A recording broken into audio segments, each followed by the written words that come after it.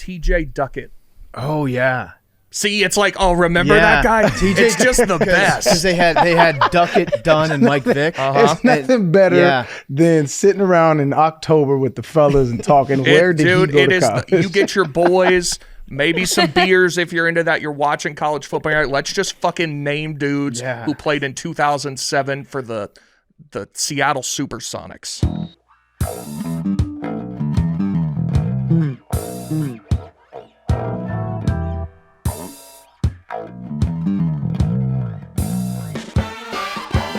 Okay, so I'm getting a call from a former boss of mine that I haven't talked to in 15 years right now. Answer it. I'm pretty sure that this is what me and Big T experienced. Yep. Thanksgiving week. Yep. We're recording, right? Yeah. Okay. Wait, what'd you guys? Okay. So I'm driving to the airport to drop my mom off, and to pick her up. I think because it was earlier on in the week, right? I honestly don't remember. Yeah. So I'm driving to the airport. I get a call. It's from Big T. Pick it up. Big T picks up. I'm like, hey. Big T's like, hey. Hey, Big T, you called me. Big T's like, no, you called me. What? And it's that fucking scam I was telling you guys about where people are getting calls and then it's spoofing it, making it look like the other person's calling you. Mm-hmm. And then I don't know what the outcome of that is. I don't know what they're trying to get from us. Wait, so I thought you meant like you had a missed call from me and called me back. So when I picked up the phone, at that very time it said I was calling you? Yeah. It was an incoming call from Big T on my phone that I hit answer on. I thought you meant you had a missed call from me. Mm-hmm. That's insane. Yeah. So it rings both phones at the same time. Yeah. And well, answer this call. And sometimes it'll be like a missed call. And then I'll call that number back, and the person on that end will say, no, I had a call from you. That's crazy. And that's the third time it's happened to me. Yeah, it happened to us last week. And I know people besides myself that it's happened to. I don't know what's going on, but if you have any clue how to help us out with this, there's something going on. Yeah, I mean, well, I just started because I was getting this call right now, so. What? Oh. Sorry. Billy, are you recording? I instinctively pressed record because I thought we were going to start this call. Answer the call. No, I'm not going to pick it up. What job was that boss from? Selling software. I don't know. Good guy? The guy who sent you to the loony bin? No. Not the loony bin. The loony bin? I never went the loony bin. I never went to a loony bin. The conference. I was never committed to an insane asylum, Billy. I went to a conference because my boss asked that everybody that works for him go to this conference. No, different boss. The Landmark Forum is what it was called. Good guy? Yeah. Not sorry, I didn't mean that to be offensive. I meant like the people in there were crazy because they were doing weird like gaslighting training. Yeah. I went to like a watered down cult for a weekend. But welcome back to Macrodosing. It's Wednesday. It is it's Thursday as you're listening to this. It's November 30th. Last day of November. It's almost December, guys. You guys like December? Top 3 month for sure. Give me your top 3. I mean, I'm going. Christmas should obviously put December 1. The weather detracts from that slightly. I would go October 1. Whoa. This is because tough. of college football. That's strictly a college football answer. Weather is perfect. College football, like that's a great month. You know what? No, I love December 1, October 2, and then I'm going to go May 3. Okay. May. Why May? My birthday's in May. Okay. Baseball, good weather. You're still a birthday guy? No, but it was just it was front of mind. Like good weather. Birthday week? Are you a birthday week guy? No, I don't celebrate my birthday at all. I didn't even let y'all know when my birthday was. That's true. When is your birthday?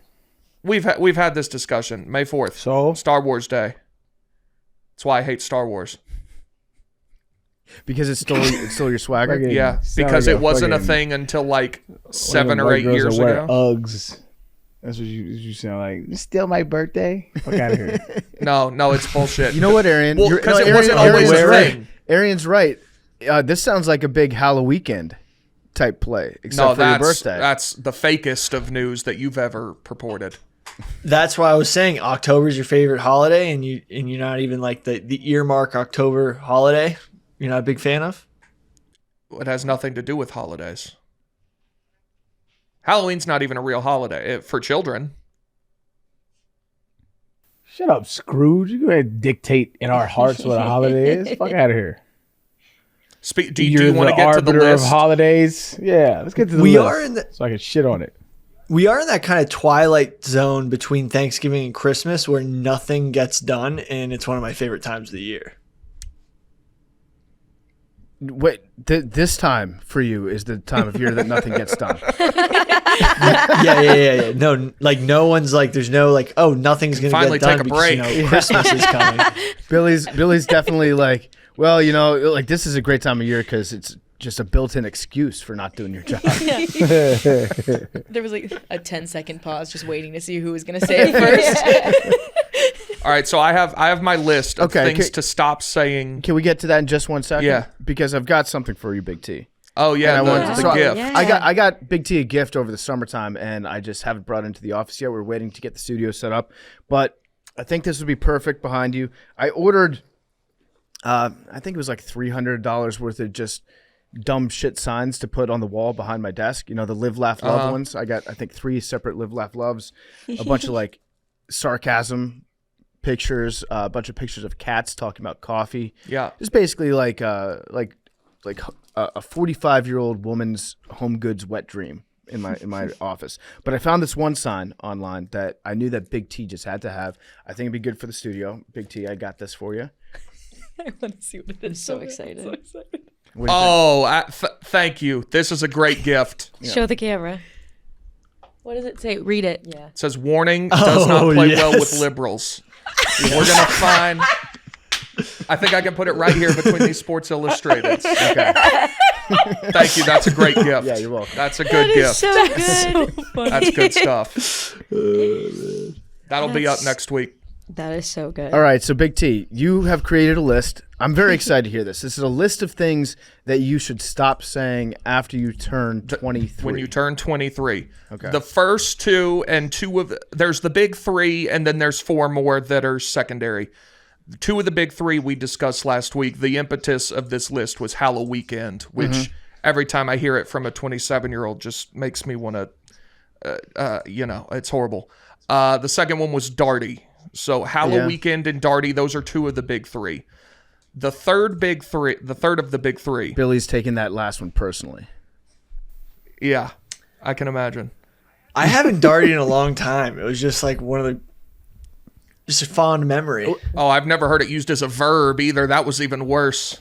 Billy, that's also a fucking lie. What? That you haven't darted in a while. I haven't. That's a lie. I haven't gone to like a darty where... Arian, do you know what a darty is? Yeah, man. Unfortunately, because I know y'all, I do. When was the last time you drank more than 4 beers during the daytime? Well, that's not technically a darty. If you're inside, it's not like if you're at a bar just like watching football, that's not a darty. I'm sorry, is darty synonymous with party? It's just in the day? Yep. You nailed it. And usually it's outside. So what constitutes a party? Most parties are inside. I would say the majority of parties are inside. Good point. Usually the darty is outside. It's sunny. You know, there's usually not a real reason a lot of white to do guys it in besides basketball jerseys just standing outside in a gravel parking lot drinking Coors Light. Beer pong, die. A Wally Zerbiak jersey. Yeah. Chad Kelly jersey. Mm-hmm.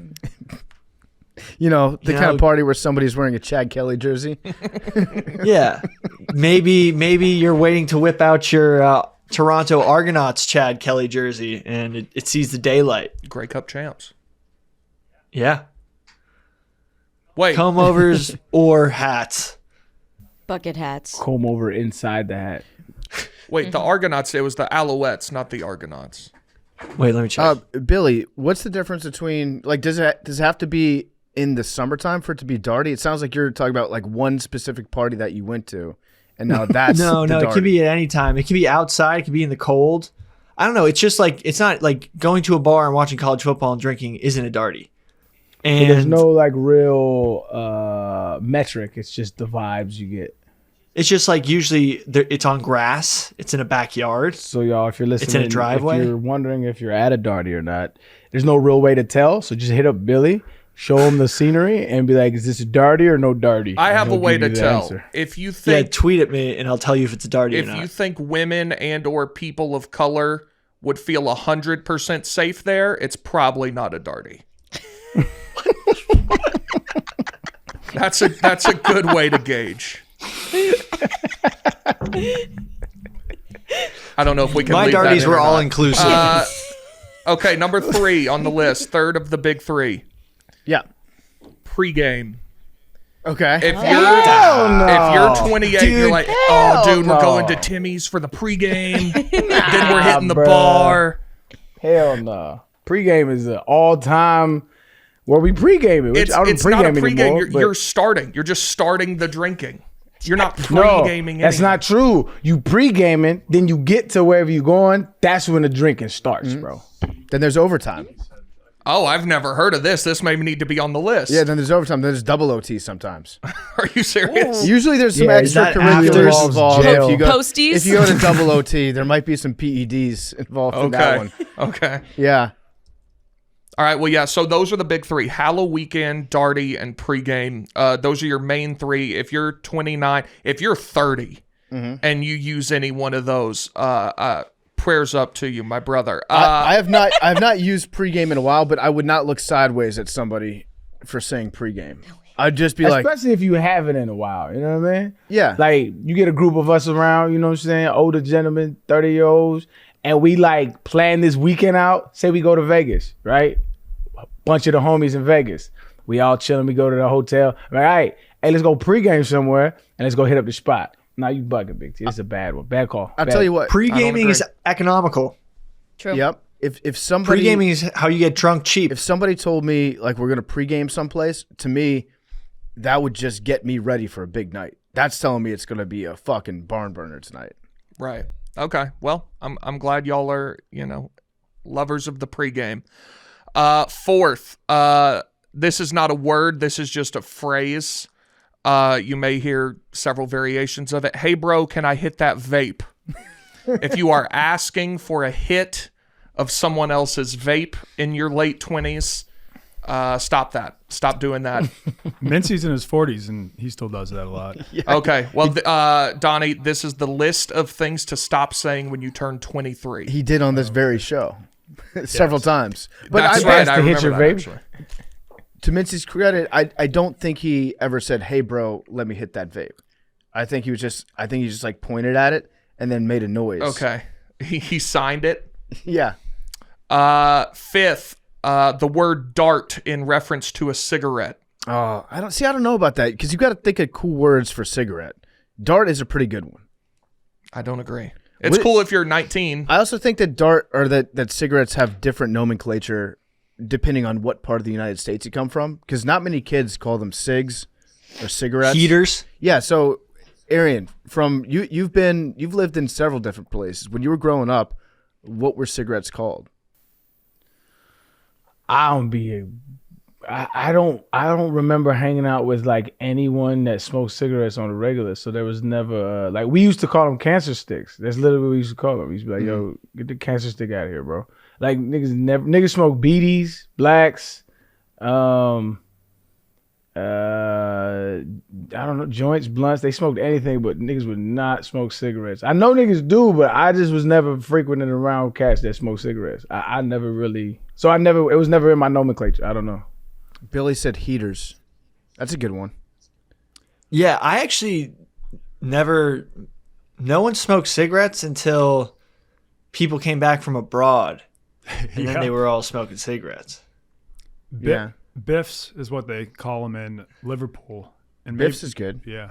Well, Donnie. Well, you know what else Donnie I they got call another it in name for him England? over there, too. Yeah. Oh, yeah. Yeah, true. Donnie created his own name for cigarettes, which is a great one. Yeah. I mean, I wasn't the one who invented it. I had like a friend from home who started calling them hoons. I guess he had a group of like 5 friends who called them that. So I started using it in my videos, and then I coined the term cranking hoons. Yeah. Like smoking a cig, and that took off. I think that it's made cooler by saying cranking hoons. Yeah. Because you don't say, I'm going to crank a dart. No. You say, like, I'm going to fire up a dart. And with a heater, you could say crank a heater. But crank a hoon is just a very satisfying thing to say. Sounds awesome. I remember Erica hit me up and she's like, you need to start selling Cranking Hoons merch. And so like I did, and then I would get like 13-year-olds sending me photos of them wearing it, smoking a cigarette. And I'll be like, did I just convince these 13-year-olds to get on the cigs? Yeah. Yeah, you did. I think I did. Good job. We Good used to call them job. jacks. I think that's like a very, very regional thing. But it was like, can I get a pack of jacks? I've never heard that PFT, one. did people in your high school smoke cigarettes? Wow. Oh, for sure. Oh, yeah. That's how you know you're old. You hit the steps. Yeah, for real. After the game, you smoke a pack of jacks on the steps by Kevin's house. That's where it was at, man. At the pregame? No, that wasn't a pregame. It was just post after school jacks.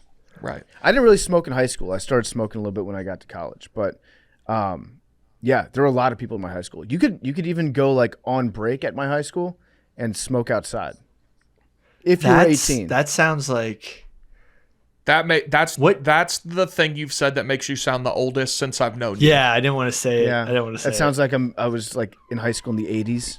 Yeah, at least. Uh-huh. That Some does sound very, Fast Times at very Ridgemont High 1987. shit. Yeah. Yeah. No, I understand that. But if you were 18, you were allowed to smoke cigarettes.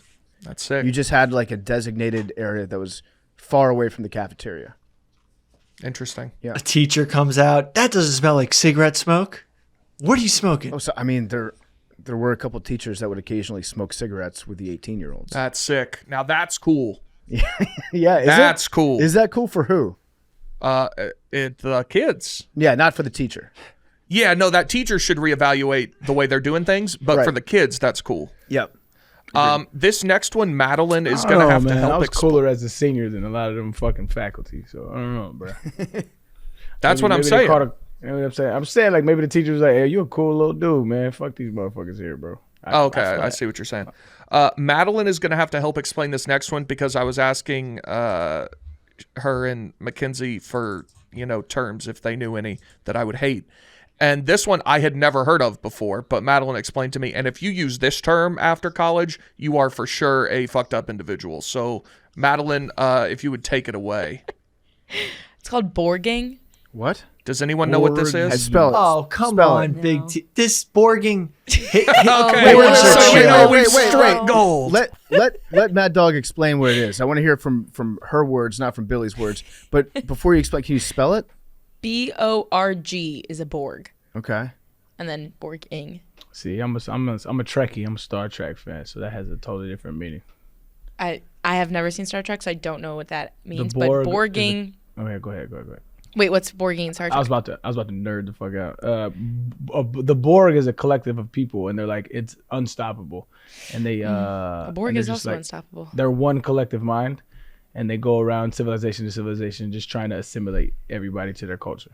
Okay, so similarly enough, borging has taken over college darties one college at a time, and basically what you do is you take a gallon of water, like that you get like the grocery store, a gallon of water, dump like half of it out. I want to also make it clear, I've never done this. This became popular like when I was leaving college. I've never done this. But you dump half of it out, pour the rest of it with vodka or like a clear liquor of your choice, vodka, and then dump it with a ton of like Mio or a Crystal Light packet to flavor it. And you take that, sometimes people name them, so you'll write on the front like something related to a Borg, like you'll put names within it, whatever. Yeah, like Borgen Ramsey. Yeah, exactly. Okay. That's a good one. Spicy Borg. Yeah. And Borgen Bombay. Yep. And you walk around with them like at a darty, and you just kind of drink out of those all day and slowly black out. And that's Borging. Or And that's a Borg. Borgie. or a Borgie. Okay. And that is Borging. And it seems like Billy has had experience with this. The Borg life was like some Mr. Boston. Like the Borg is a very efficient way to stay hydrated because a lot of times there's electrolyte mixes with the Borgs. And the thought behind it was like one of the healthier ways to like drink all day. Yeah. It's not healthy. But sometimes you'd play Borg roulette with your buddies and you'd make a Borg and like maybe throw like a gas station boner pill or like something funny in it. And then you mix up all the Borgs in the middle and then everyone gets a random Borg and you see what happens. It sounds like kind of a new way to do jungle juice. Yeah. Like Portable. a personal, Yeah. a portable jungle juice. Yeah. But it's less of like mixing everything you can together as it is just like pour out as much water as you can to put as much vodka as you can in and then just dump it with Mio. You know what? This doesn't sound like the worst time ever. It's sure it's it's great. COVID safe. So it's like, true. yeah, during the you're not pandemic, sharing. you couldn't all just share a giant trash can of jungle juice. Yeah, you just Borg up. Borg up. And that's Borging. That was it. you- That was the last yeah. one on the list. They're all like liquid IV in a Borg with vodka, like no hangovers, stay hydrated, maintain your electrolytes. That was like a smart move. Yeah. In this moment, I've thought of another one. Okay. Upper Deckies. Yeah. Upper decky lip pillow. Yeah, anything of that ilk. Yeah. Yeah. I told you about the caddy that I had who was like 16 years old, and he offered me a little nicotine pouch, and he had the braces were filled in with pouches No. going across. So he smiled at me. No. And he just said, yeah. He made me feel like such a pussy. When was that? This was a couple months ago. And also the same 16-year-old was like, so like, what's it like being old? And I was like, it kind of rocks. He's like, I don't want to get old. I was like, good for you. He's like, I can't get married. I was like, why can't you get married? He's like, I just can't be with that same pussy for the rest of my life. No. And he was a 16-year-old kid who was like 5'4", braces on every tooth. And I'm like, what? He's like, yeah, I got a girl right now, but I'm probably going to break up with her soon. I'm just sick of that pussy. Wow. I was like, dude. What? But he was like, I can't break up with her, though, because she's got a car. So she drives me everywhere. I Priorities. was like, dude, this is good for you. Number one, I'm pretty sure he was lying about the whole thing. But number two, like, if he wasn't lying, what a G this kid is. That last part makes it seem more true. I don't think that this particular 16-year-old is just like pussy crazy and just fucking everything. Well, but the part about him being a passenger princess and that's why he can't break up with her, that makes it That seem part like might be it's true. It might be true that he doesn't want to break up with his girlfriend because she has a car. But Yeah. I don't know if this guy's like swimming in poon or probably not. Yeah. PFT, as someone who played a sport in college, did you ever use the term NARP? NARP. Oh, was it non-athletic Regular Regular person. No, not at all. Because No. it was a club sport. It was like rugby is not a scholarship sport. It's not a D1 Yeah. sport, except for like 2 schools that get to give out scholarships for it. But no, we never used NARP. I'm sure Billy did. I Yeah, would not have Billy thought did a Billy has lot. used that term recently. Yes. And I wouldn't be surprised if in college Billy refused to be friends with any NARPs. No, I was. Did you have a? Did I was you, friends with some NARPs. you were friends with NARPs? They you know Or did they just sometimes help you on your get school into- projects? This is why you were friends with NARPs. Arian, did you ever use the term NARP? I think we asked him that. They probably never had to interact with NARPs. True. I mean, I saw people and hung out with other people. It was just only hang out with athletes all day, bro. It seems to me like the better athlete you are, the less likely you are to use the term NARP. Because like everybody, if you're a great athlete, everybody's a NARP. Even your teammates, comparatively to you. True. There were some teammates that were NARPs for sure. Name them. Nah, I didn't do that. What about GDIs? Did you guys use that? Yeah. Jeeds. That's for somebody who's not in a frat. Goddamn Damn. independent. Yeah. I thought that sounded like a new Oh. STD I didn't know about. No. Yeah. I used that. It's just something that frats and sororities would use to describe people who like look down at being in a frat, right? But it was also everybody else. Oh, I'm GDI then. Yeah. My school wasn't allowed to have them. They like banned them. Greek after. life? Yeah. Yeah, there were a lot of GDIs. But all right, well, good list, Big T. I noticed a common theme in your list, which is you just basically don't like people that party. Yeah, that's true. If you refer to doing drugs as partying, that should also be on the list. Okay. We're gonna go party And Halloween. on Halloween. Yeah, Yeah, but I thought Halloween Wait, was so- on the list. We still yeah. we No, need- that's we need- the impetus of the Okay. list. We That's need number to make the parameters of what a party is. Because if a party ain't doing drugs and a party ain't hanging outside with the fellas, like what is a party? Good question. No, your party and darty, to the best of my understanding, are not mutually exclusive. It's like the square rectangle. A darty is a party. A But not all party parties is are not darty. necessarily a darty. Like going to a bar and watching football isn't a party. So What's it a wouldn't what's a necessar- party? What is a party?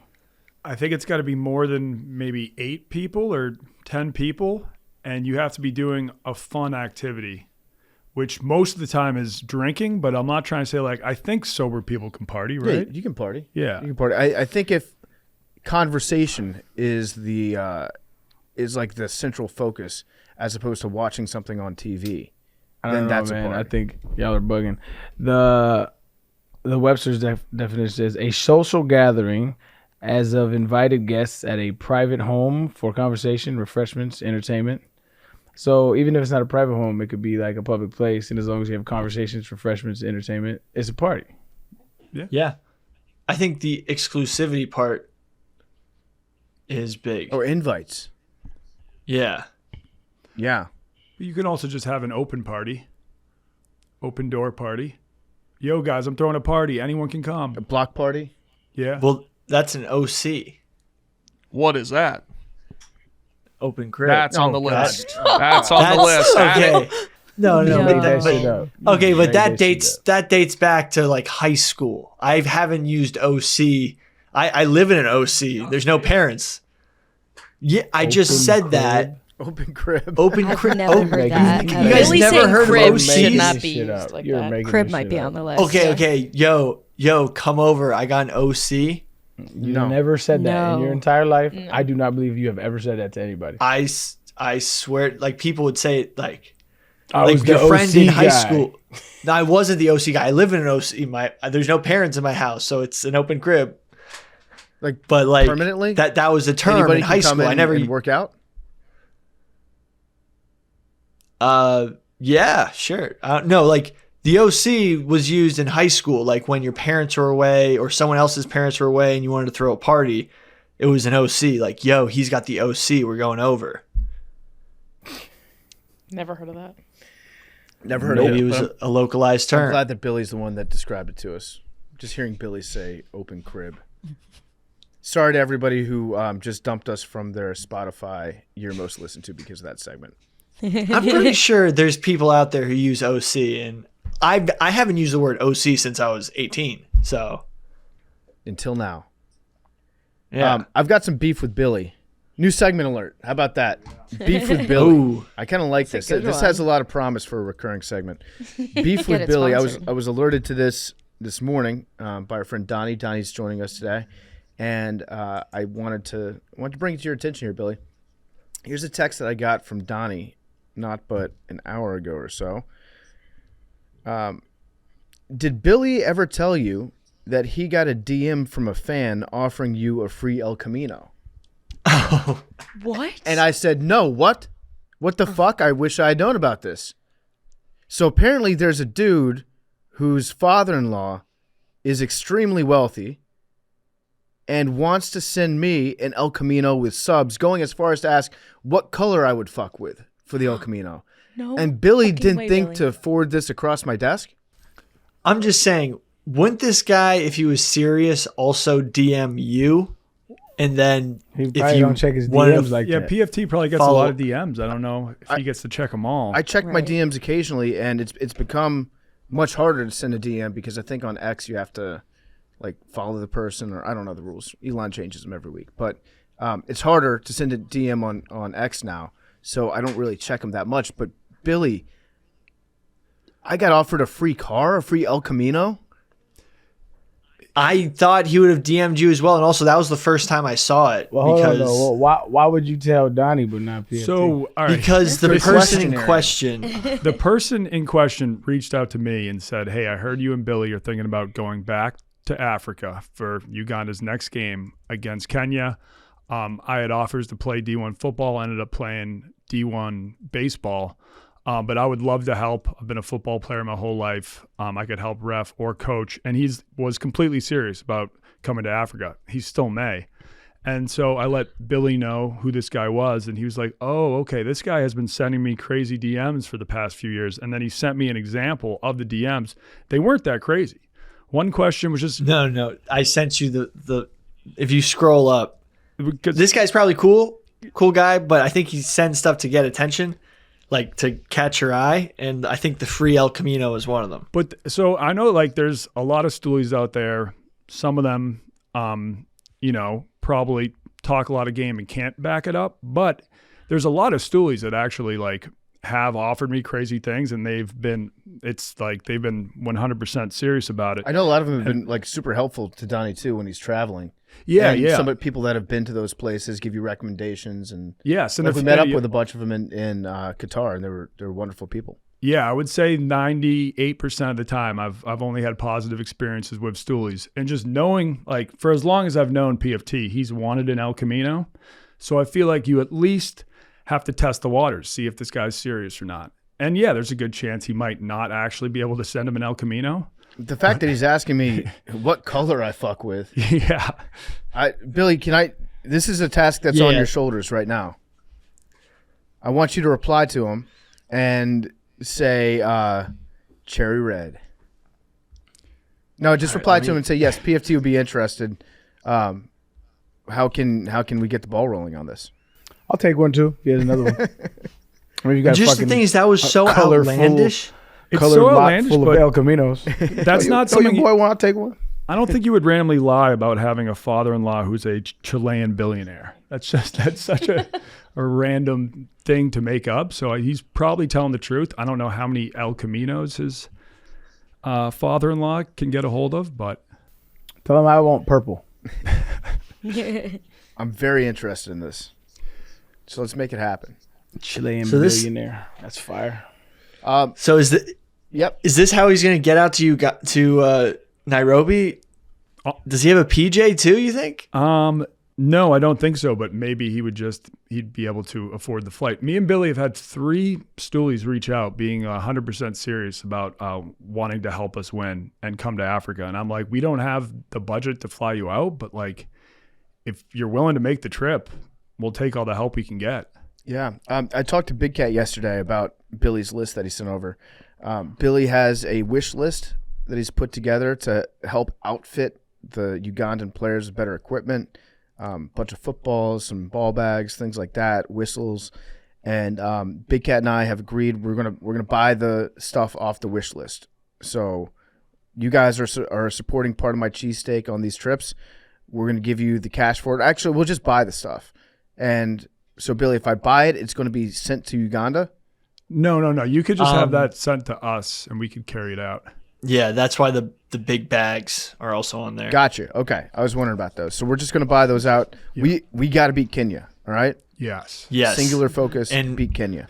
Do you want to? So the Ugandan team just got their film developed. Implement and- a uniform policy that everybody has to have 2 mouthpieces just to fuck with PFT. Well, part of the wish list is just tons of mouthpieces. Yeah.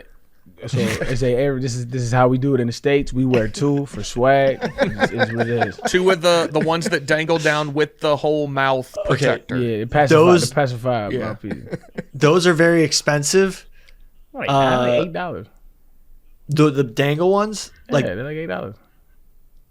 I haven't bought them since I was in high school. I don't know. I know. They're kind of like $25, and they're like $25 now. Hang on. Yeah, I mean the good ones, like the battle ones that you're Well, we talking don't about, need like premium brands. Yeah, we just need. Well, something if for people we to could add to the Little bit wish of black list, folk Arian. cheap shit, don't you, Big T? also- No, I you take that back. Yeah, I feel We're you. trying to be Yeah. economical here. I want to do whatever I can to. So is the government. I feel you. What, I want to do bought whatever I can like, to protect their brains and their teeth. Okay. Also, don't make the purchase just yet. Mincy's going to ask the Ole Miss equipment manager on Saturday if Okay. they could spare a few things. So they just to see if they have 4 footballs or something they could lend us. Or Okay. not. Yeah, not the that footballs. they could The donate. footballs are the most. Basically, what's on the list is like whiteboards to like draw up plays. Cleat spikes, like extra cleat spikes. That was a big thing. A lot of them, their cleats were missing spikes. The screw-in spikes. Mouth guards. Couple pads. And then 4 GST leather footballs, because these guys were playing with rubber balls in a mud bowl, and the ball was just like so slick. So we need to get some leather footballs just so they can play in the conditions that they have to play in. And then also one of them was ball bags, and then one of the last ones, what was the other things? What about the boner pills? So I just looked up these mouthpieces, bro. Oh, the boner pills. The ones you talking about, those are horrible. The real ones, I mean, I bet you a bunch of kids is wearing them shit, but like the good ones, they're called Markwort, and they're $12.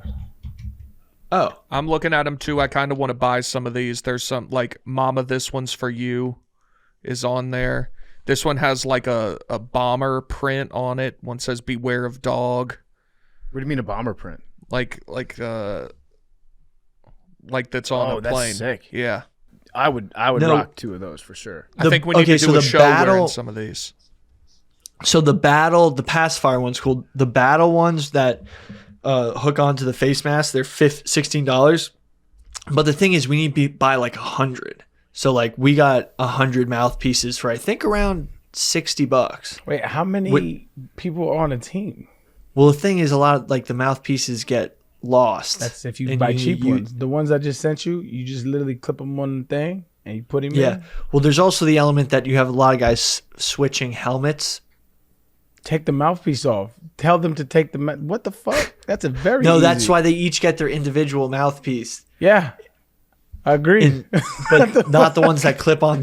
But you're making this shit We way have to be too fast. difficult. We had a subbing. I Keep want to the address this. mouthpiece on the hip No. or something. Be like, it's not rocket science. Yeah, but there's an equipment problem, and I didn't understand how bad it was till we had 9 men on the field, because guys were just switching equipment, and I didn't understand. We'd been subbing during practice, and it was all going smoothly. Then we get 9 guys on the field on defense, and they score a touchdown. And I'm like, what the fuck is going on? Why aren't you guys in the game? Why are you taking off all your equipment every time you come off? And that was because they're so used to having to switch equipment going from offense to defense or defense to offense that they just would automatically take their stuff off when they got off the field. And I just saw these guys coming off the field and taking their equipment off. And I was like, what the hell are you doing? Like, why are you taking your equipment off? So if you saw that video of me freaking out, we had a subbing error, and we had to correct it quickly in game. Okay, so we're going to get the equipment over there. We're going to send it to you guys, right? Just because I'm going to buy off that wish list. So whatever the shipping address is on there, make sure it's right. Okay. It is right. It's going to me. Okay. All right. And I will be monitoring eBay to see if this equipment turns up on eBay in the next week after it arrives to Billy. So don't get any thoughts. I mean, come on, guys. It's like 100 mouthpieces, cleat spikes, Yeah. 4 footballs. Oh, ball pumps is another one. Whistles and cones. I think cones is on there too. So just like little things that they need. Well, it's going to last them like the program a couple like times. yeah, I'm willing to overbuy on the mouthpieces. Yeah. Just so We it's want these something- guys to have mouthpieces because guys were playing in the game and without chin straps. Yeah. If like I had to correct it, but guys were running into the game without chin straps. And I was like, yo, dude, get a chin strap. Yeah. Billy, I might buy. Here's a mouth guard that has the Kool-Aid Man on it. I'm gonna buy like my 3 favorites, and I want those to go to the MVPs of the team. Okay, well, we'll just put it on the captains. Well, no, wait till the game's over, and the 3 players that play the best, they get the cool ones. Okay, cool. So Billy, this is going to be a great experience. You did put together a great budget that Hank shared with me. Hank was just really excited to see what you would list in your budget for your upcoming trip to Kenya. Don't mention that last part of the budget. Well, just it's about traveling to Kenya. You don't know what's going to happen there. There might have been a line item for Billy to have extra cash on hand. We'll put it that way. Yeah. Billy put in a line item of just like extra cash In case anyone needs it. in his budget.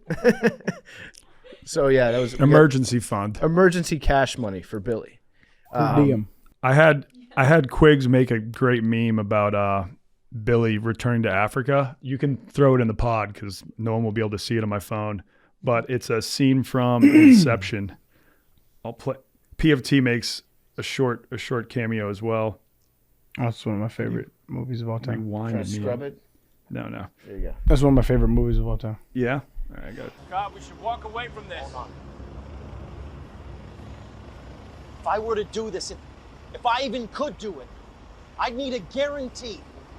How do I know you can deliver? You don't. But I can. So, do you want to take a leap of faith? Or become an old man, filled with regret, waiting to die alone? Assemble your team, Mr. Cobb, and choose your people more wisely.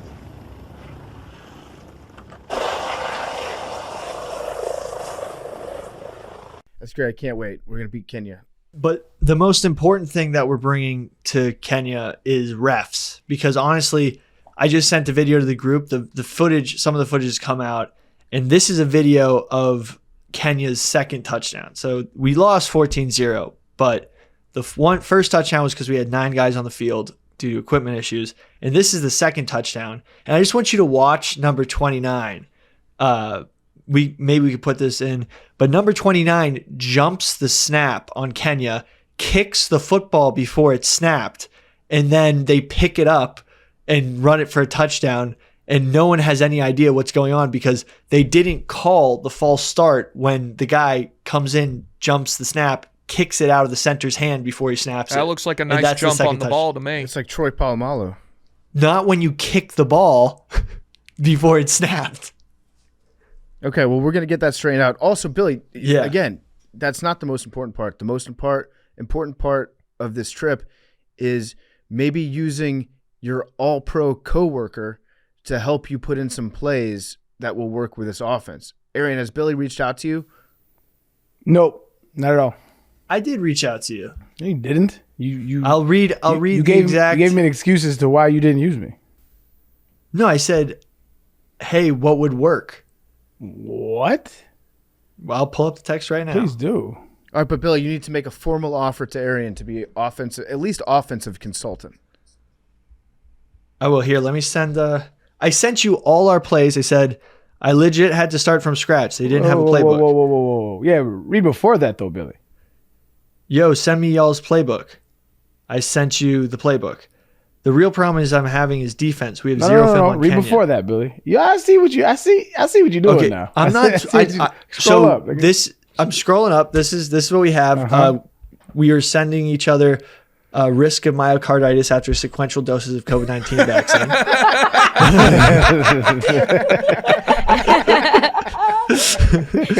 Wednesday, November 8th. Loop me in on those. At 12:14 p.m. Yo, send me y'all's playbook.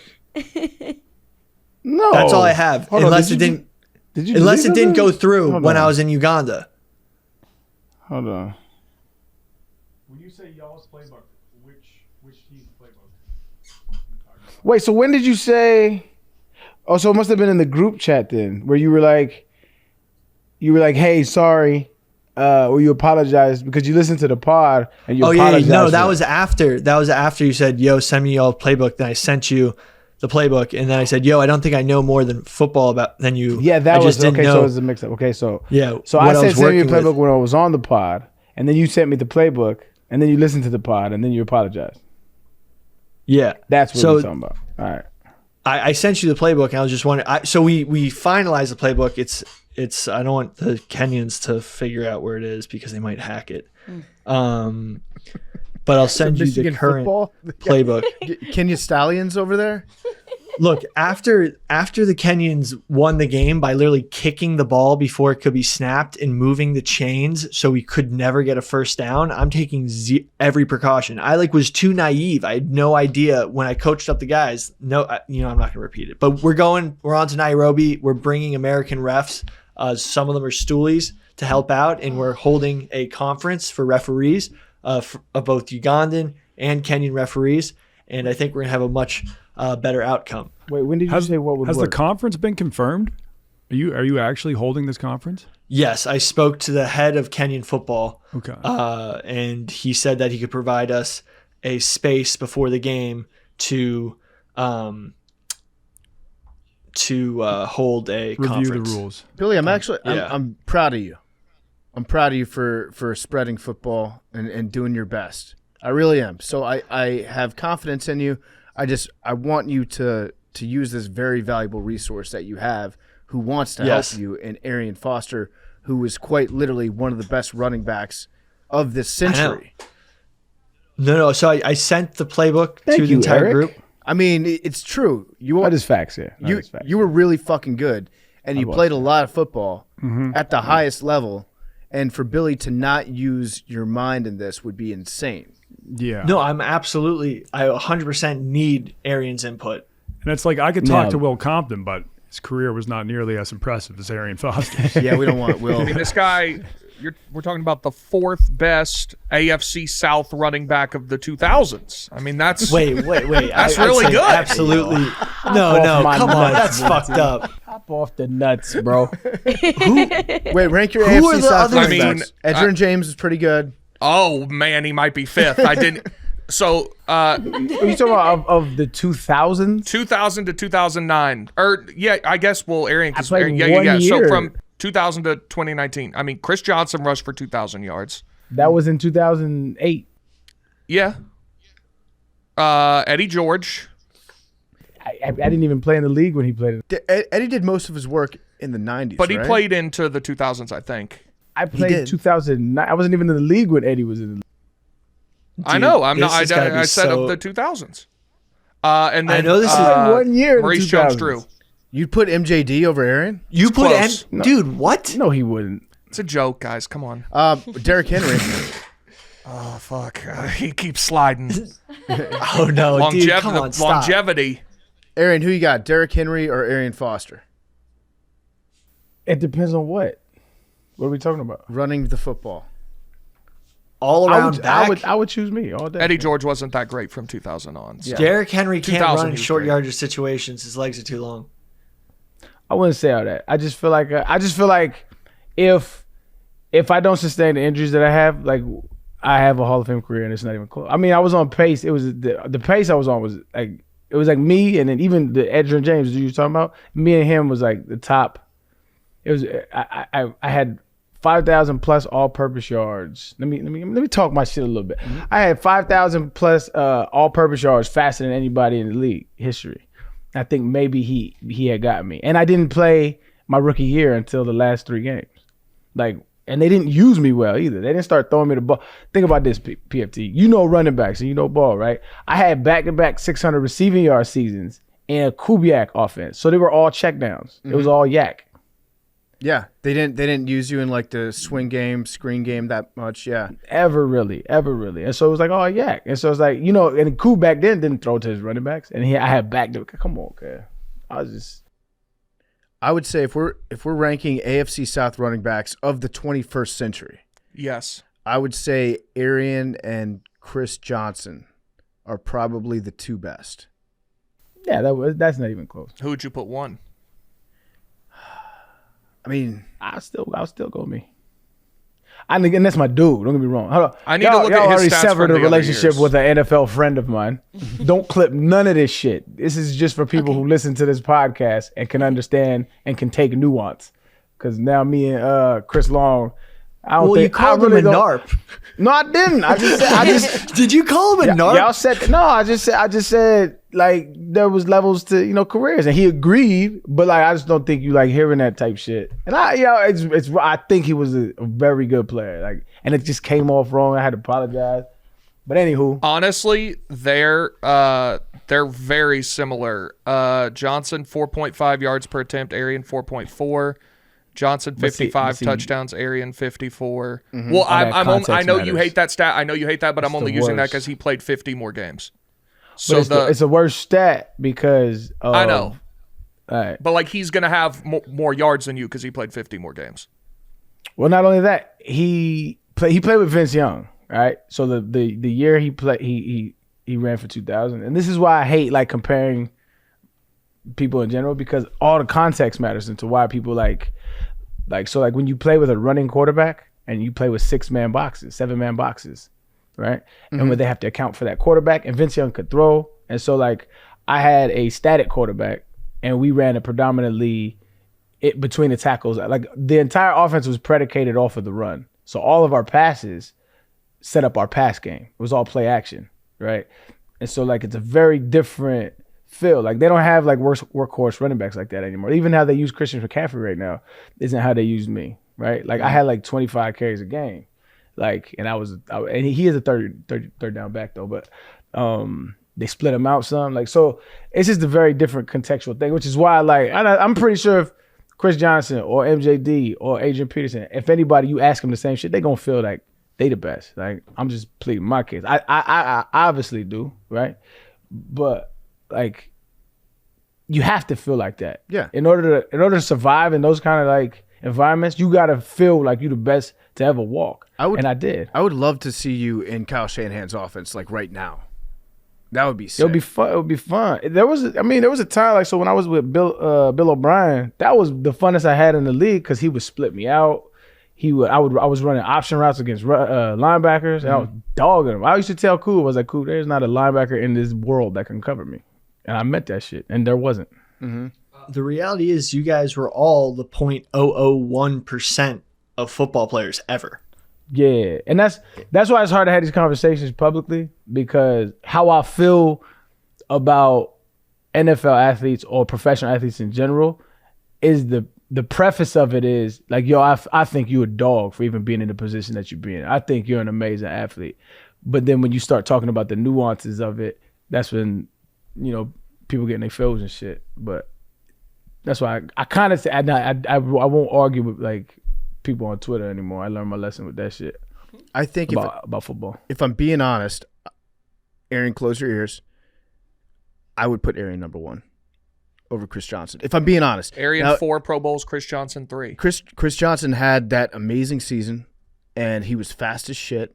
And I do think that the system that he was in allowed him to get a lot of those yards. Not taking anything away from Chris Johnson.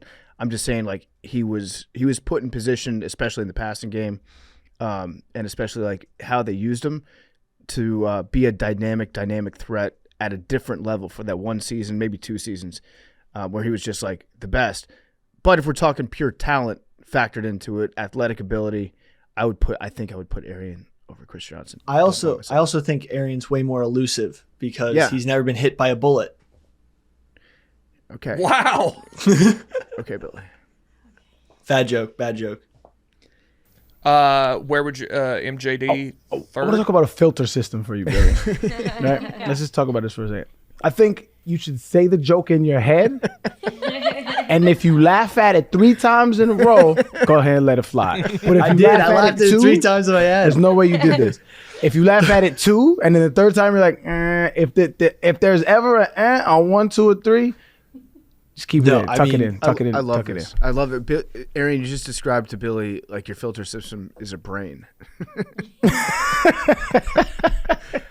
Honestly, if you go look at Maurice Jones-Drew, Arian, and Chris Johnson, all of their stats are extremely similar. I think Arian was definitely better than MJD. And not trying to take away anything from MJD, short king, a lot of respect for that guy. But if we're talking about simply running with the football and being elusive, all that stuff, the smoothness, I think I would put Arian number 1. Yeah, MJD had a good 3-year stretch, but before and after wasn't very good. Yeah. Trying to think who else in the AFC South. Jonathan Stewart's pretty fucking good, but there's still a lot of his story. Or excuse me, Jonathan Taylor. I was gonna say That's Oregon Jonathan Stewart, right? Played on the Panthers. Yeah, Panthers. Yeah. Jonathan. Oh, hey, here's a running back that does not.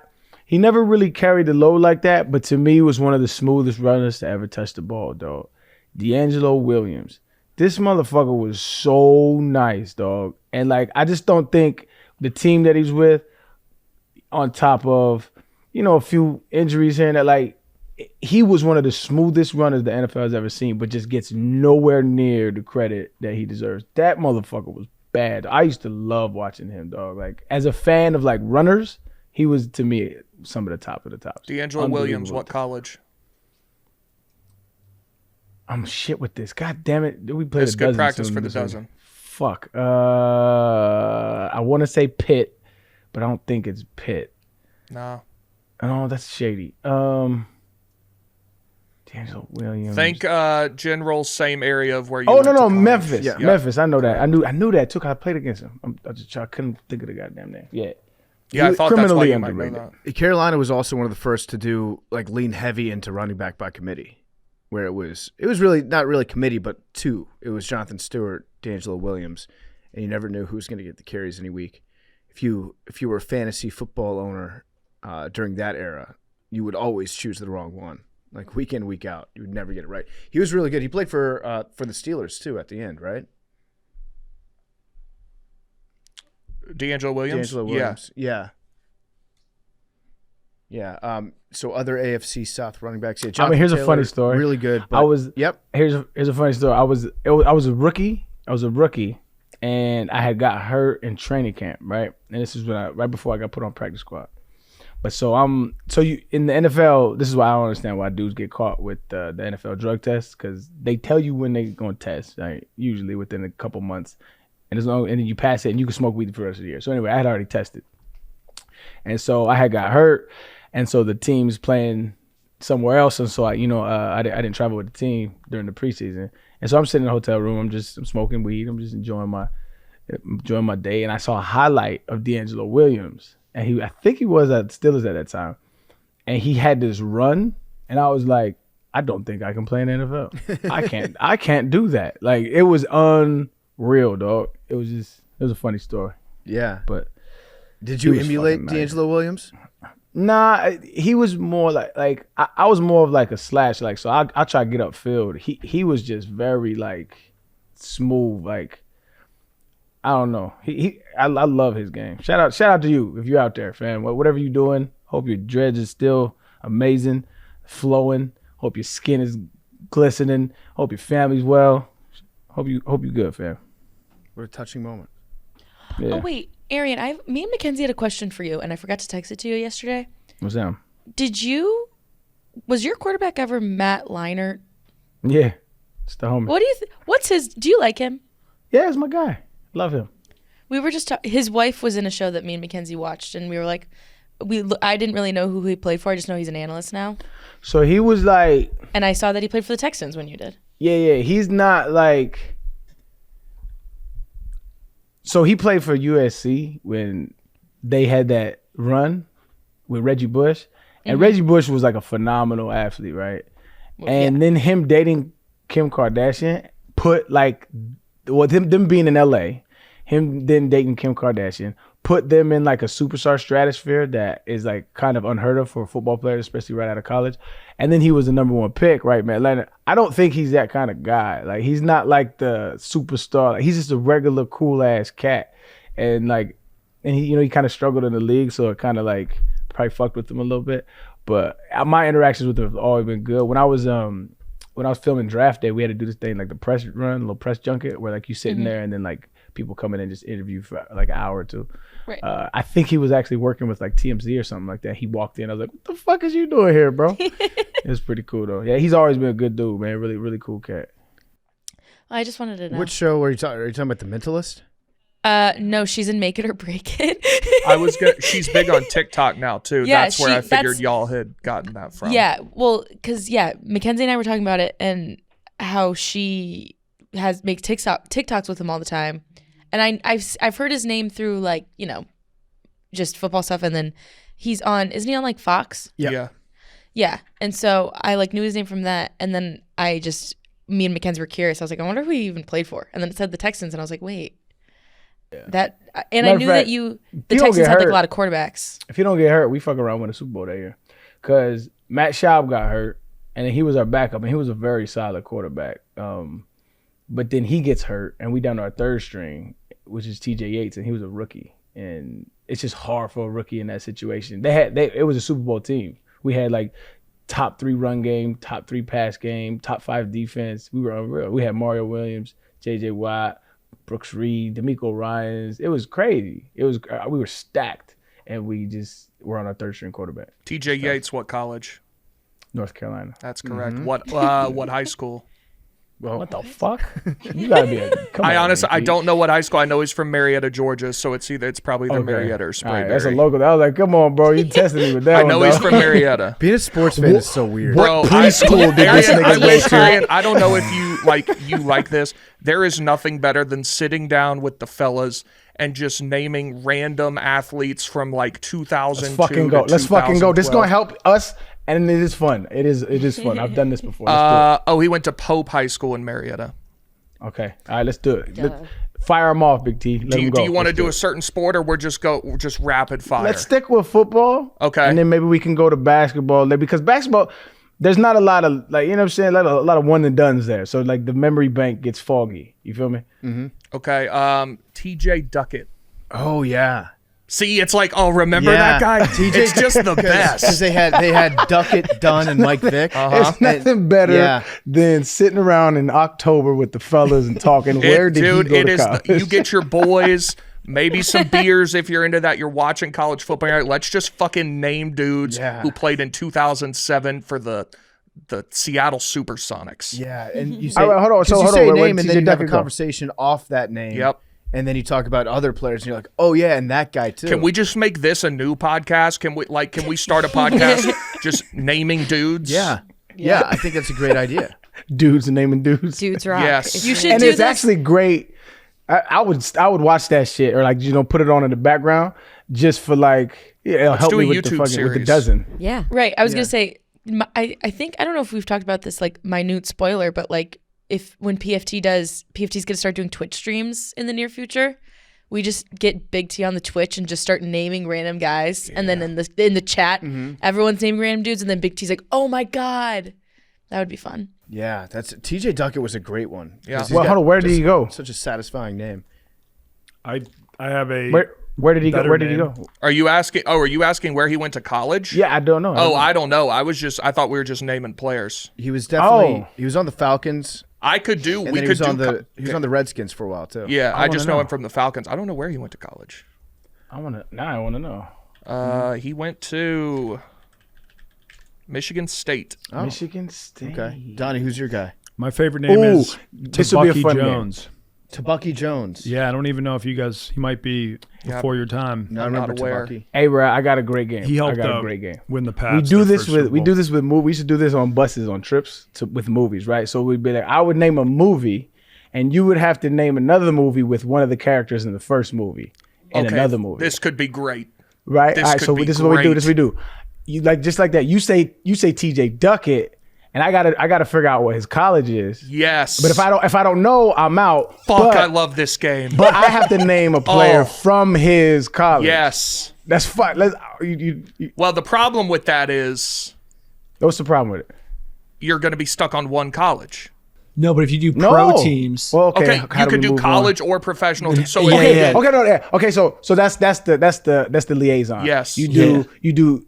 So I would name somebody from that plays on the Michigan State team, but also played. Well, you could do either. You could do Michigan State or the Falcons. Okay. Yeah. Okay. Or whoever else you played for. I'll fuck with that. Can we do this for 2 minutes? All right, 2 minutes. Somebody start the clock. Okay. And let's go. Should we start with T.J. Duckett? Yes. All right. Okay. Connor Cook. Oh wait, start the clock. I'll put it on the screen. So I can say somebody in Michigan State or. So either the college or anytime. They don't have to play at the same time. Anytime, right? Okay. Yeah. Wait, let me start it. Oh, this is gonna be fun. I'm gonna The be guys out, in the but it's gonna be studio, fun. the guys in the studio can see this, so they'll just have to let you guys know. 2-minute timer. Okay. 2-minute timer. You guys see in the studio. All right. So we're gonna start with TJ Duckett, Sure. and we can say either a professional or a college teammate. Let's go around Correct. but you go No, around it the doesn't have clock. to be a So- teammate. Just someone who played for one of those teams. So you could do Kirk Cousins. Okay. So Okay. Big T goes to Eric. Eric goes to Don. Don go to Billy. Billy go to me, and I go back to Big T. Are the rules established? Yes. Yeah. Does not Yes. have to be a teammate. Can have played on it, the college or professional team at any time. Okay. Cool. Okay. Fuck, this is awesome. Dude, I'm gonna be so bad at this though. We're starting with you, Big T. Shoot. Okay. All right. Ready? 3, 2, 1, start. Peerless Price. Oh, Brian Finneran. Good. Remember him? I'm out, I think. Okay. Giving you a That's whole cool. NFL Okay, so- franchise here. I can suggest, right? No, he's out. It is what it is. Yeah, it's all right. All right. Wait, so do I have to go Brian Billy, Finneran? No, Yeah. no. New slate. That's how we. That's what. Wait, we wait. Can like I new can I movie. steal? How about if you pausing. steal, then he's out? No, he's already out. That's Okay. good. Yeah, Okay, I like good. that. New Okay. rule. All Good right, yeah, rule. yeah, so then I can steal. Start it over. Restart. Start it over. All right. So wait. Here's the order it's going to go in. Okay, it's going to go Big T, Wait. me, Donnie, Billy, Billy, Arian, Big T. Okay, that's Yeah. the cycle. Okay. And And if so you now can't you name can it- steal. Yeah. If you steal, Then that person's out. then that Okay. person's out. It's like Okay. horse, kind All of. right. All right. Fuck, I'm gonna be out Okay. there. Ready, guys? Yeah. 3, 2, 1, start. Chris Rainey. Ooh, Ooh. Mike Vick. Okay. I don't know if that's right or not. Who did Chris Rainey play for? I know he played at Florida. I don't know who he Florida. played for in the NFL. Oh, So that. Okay. So All right, I'll hold start on, with real- an easy one. I'll start with an easy No, one. no, Start wait, it hold over. on, hold on. One. We do have to start with the easy one. You can't like. So we used to like. You couldn't just name like some random ass, Sundance. I thought movie. we were doing deep cuts, but we'll do. No, I'll do an I easy thought one. Chris Rainey was pretty recognizable, but I guess it's not. But so PFT, he kind of bluffed, right? yeah. If somebody calls his bluff, it's just like a steal. Then he's out. yeah, but yeah. if this is the catch. If you call his bluff and he's right, then you're out. Yep. That's how Okay. we Cool. play it. Cool. Cool. Okay, We're all starting right. again? Start it back up. Yeah. Start it Okay, back start up. it over. Oh, You're God right. damn it. Can we like start from someone else? Yeah, there's I'm big gonna. name. Yes, I big have. name. Big name. Yes. Big name. All right. Okay, ready? 3, 2, 1, start. Mark Sanchez. Oh, Mark Sanchez. Mike Williams, the receiver. Okay.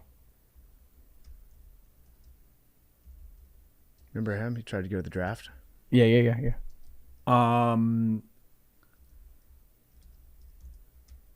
Was he? I don't know what team he was on. Oh, come on, Donnie. Steal. Billy Steal. I'll Steele. Reggie steal. Bush. I'll steal. Wait, no, wait. No, it has to go in order. Oh, I know. that's it. Oh. I have to. Yeah, I was fuck thinking. So me. I My steal. bad. Steal. Why did I just blank? Oh no. Okay. Can I Philip steal Rivers. him? Philip Rivers. Is that right? That's not right. Billy's It's a thinking of a different- it's a different Mike different Williams. Mike You're thinking Williams. about It's new different Mike Mike Williams. Wait. That's unfair. No, because No, it's it's not not. unfair because Hell no. he talked about Mark Sanchez, who played quarterback at what school? Dude, there's a lot of Mike Williams. Yeah, Wait, but that's there's wait. Shit. Mike Mark Williams he's Sanchez was talking obvious about. though. Like there was no confusion. Yeah. Yeah. Yeah, but Mike. All right, Arian, I was just go. thinking of the Arian, Mike- go. All right. Okay. What was it? It was USC by the way. But, Yeah. So we're all right, on. well, Yeah. I'll- But where I'll- did he play in the league? Jazz. Mike Lions. Williams. Are you talking about Mark Sanchez or No, Mike Williams. Mike Williams. The Lions. played. Didn't he play for the Chargers? Those Lions. No, Different that's what Mike Phil Williams. was wrong. All right, so I'm start all over again. Algie Crumpler. Oh. Work done. 30 seconds. We're gonna go with Jonathan Abraham. Good one. Great player. Also very underrated. Great player. player. The only defensive player that I can name who's ever played on the Falcons. Number 55. No. No, Donnie? that's Is it? Yeah. Matt Ryan. Okay. It's good. Tony Gonzalez. we're just doing Falcons now. We got to change to a college at some point. Let's do. Oh, what the fuck? No, I want to keep doing this game. Fuck this Yeah, show. fuck the time. Fuck this podcast. Alright, Let's so- just play this game. All right, new round. Okay, All right, so reset. he said- Yeah, it's like how many you can get in 2 minutes. Okay, let's do that. I'm gonna sit this How- one out, and so you guys can go rapid fire. The only reason I knew Matt Ryan is because you mentioned the Falcons. Yeah. I had no idea who that. I was gonna do Zay Flowers off of Matt Ryan. That's tough. All right, you guys ready again? All right, start. New. Arian, you start. Okay. All right. So then I'm All gonna go Arian, Big T, PFT, Billy, Arian. All right. Rapid fire. I'm Okay. gonna go. 3, 2, 1, start. LeVar Arrington. Micah Parsons.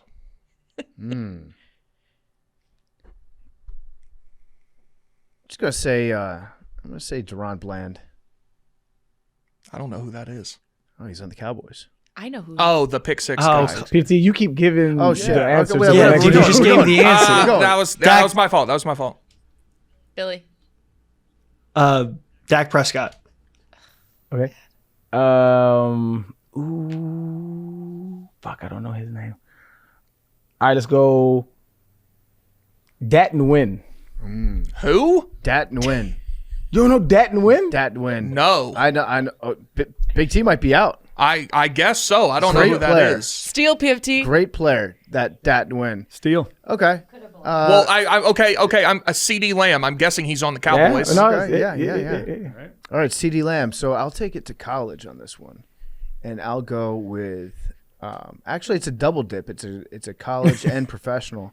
To Marco Murray. Good one. That is a good one. He was awesome. But I'm saying, Is Billy still in? yeah, Yeah, I'm Billy's in. Okay, go.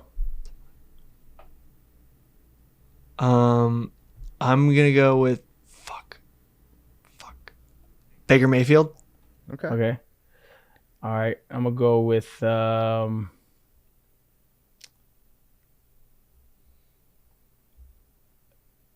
let's go with 20 seconds. Warren Sapp. Vita Vea. Oh, you're out, Big T. No, I'm not. Didn't no, we just yeah. say you were out? you're out. Big I had CD PFT Lamb. stole. Oh, yeah. You You're right. Okay, Vita Vea. Okay. Scotty Miller. Shit. Fuck. Okay, I think I've devised a rule that would make this game more fun, which is you have to rotate between college and pro. So yeah. if Arian matches with an NFL, because we got stuck just going on one NFL team, and that's boring. Well, no, I went OU. I know, but for the most part, so if Arian matches like with the Cowboys, I then have to get a guy that went to that guy's college. So when we do this next time, it's rotating. All right, should we? This might be funner for us than the listeners. Or just I disagree. We're just inventing a new game. That's all. They're gonna be in their White cars listening people to this. love this shit, dude. Yeah. It's fun for me too. I'm telling you, when you do it, we did it with movies. That shit fun as hell, dog. People are gonna be yelling in their cars. Yeah, they're Yeah. like, oh. That shit fun. Who is the win guy? I've never heard of him in my Dat life. Nguyen was a linebacker for. He's like one of the only Asian players in the NFL that had like the success he did. Yeah, Dat he was- Nguyen, he was fire. Middle linebacker for the Cowboys. He's One in of the College Football Hall of Fame. one of the best He was like, linebackers was of it his era, Texas for A&M, sure. wasn't It was Yeah, Texas A&M. It was I've hi- never heard of this It was guy. him and Zach Thomas. They were Obviously know like him, but- the two best middle linebackers that era, I would say. Well, Junior Seau definitely up there. There's a few, but Yeah, this guy's list of accolades is crazy. I've never heard of him. yeah, great. Is player. Shout out Scotty Dat Miller Nguyen. the wide receiver Yeah, on the Falcons? yes. That was a deep cut. Yeah, so next time we have the steal rule, we have the call bullshit rule, and we have the rotating rule. Yeah, the bounce back and forth between Yeah. high school or between college and If you can if you can match a high school, you win. he? And you know what, automatically. though? Hey, you know what? Like, Oh yeah. cool. So Dat. Jeff D'Lo has that new game. What's the new game where it was like it shit took way too long? The Oh, this the or bonus that. round one. He should switch out this with the game. This would be fun Yeah. as hell. It would be entertaining. This would be like you awesome. have to match, right? I'm saying, and he has to like know. He can sit there and Google. He has to know if that's correct or incorrect. yeah. That would be fun. That would be way funner. Dat was ranked as the 6th best Asian NFL player of all time. What? Who's number Talking about, I one? need that list. What's the list? Does The number Samoan one- count? Youngway Koo, Yep. GOAT. No, Number Hines one, Ward. Heinz Ward, yeah. Oh, okay, yeah, okay. Teddy Bruschi, sneaky. Teddy Bruschi, number 2. Sneaky. And then Wait, 3, Young Ho Koo. Shout out, no, Young Wei. Shout out There's Young Wei. no way he's better than that. This is I will back say, into my based on kicker the list shit. of accolades I've seen, Young Wei Koo not close to this guy. No, but- I'm low key anti kicker anyway. Kyler Murray's Asian? I don't think Yeah. I knew that. Okay. Yeah, Oh, yeah. okay. He's got the, that he's got a win Korean mom. much better career in the NFL than both Young Wei Koo and Kyler Murray. Koo hits a lot of big kicks. It's insane. It is insane. I would say Hines Ward, you can make that case. It's 1 and 2, clear 1 and 2, and the other ones have a long way to go. Yeah.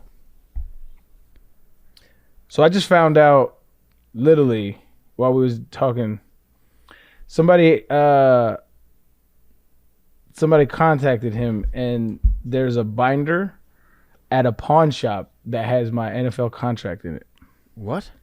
Yeah, bro. What? He was like, "What did you do?" I was like, "Bro, I've never seen that shit." How much that going Obviously, I've for? seen they're trying to sell it for $500, and I'm like, "Ain't nobody gonna buy that shit." I might have to. Look, You should buy it back, yeah. Yeah. yeah. In just a random binder? He said random binder at a pawn shop. And he's like, I don't know. He said they want $550 for it. I'm like, I'm not buying my contract. That is kind of crazy that somebody else would pay their money for a piece of paper that promised you money. Is it your rookie contract or second one? Nah, it's the big one. Yeah, you should get that. So who That would be cool to have. I got, Well, but yeah, narcissistic what as happens? fuck. Like when you sign those, Who I guess dropped the it team off? just keeps them.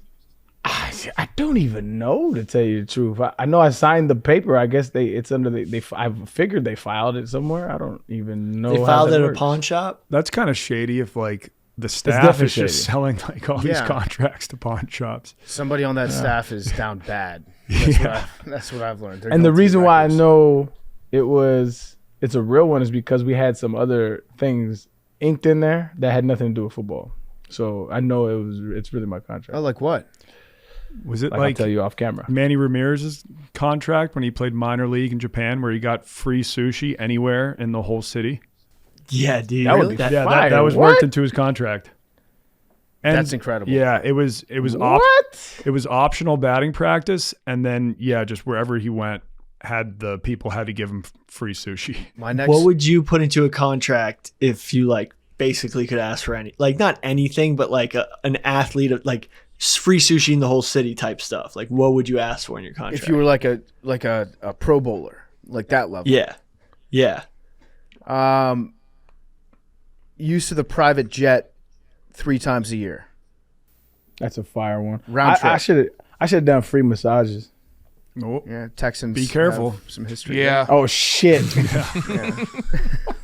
Free platonic massages. Is that what you call? well, that's what. Like if you were to ask for a platonic massage, that heavily implies that you're not asking for a platonic Excuse massage. me, ma'am. Do you guys have Here's the thing, platonic like, massages here? if Deshaun Watson was just hiring like dirty masseuses that were known for giving hand jobs and stuff, it wouldn't have been a problem at all. But he was hiring platonic massages and then just whipping out his dick. It's Yeah. like low key and oxymoron. like you can vibes, hire like, plenty of erotic masseuses to come to your house. I just don't know why he wasn't doing that. I never thought about that. If you ask for a platonic massage, they already look at you like, "Hey, yo."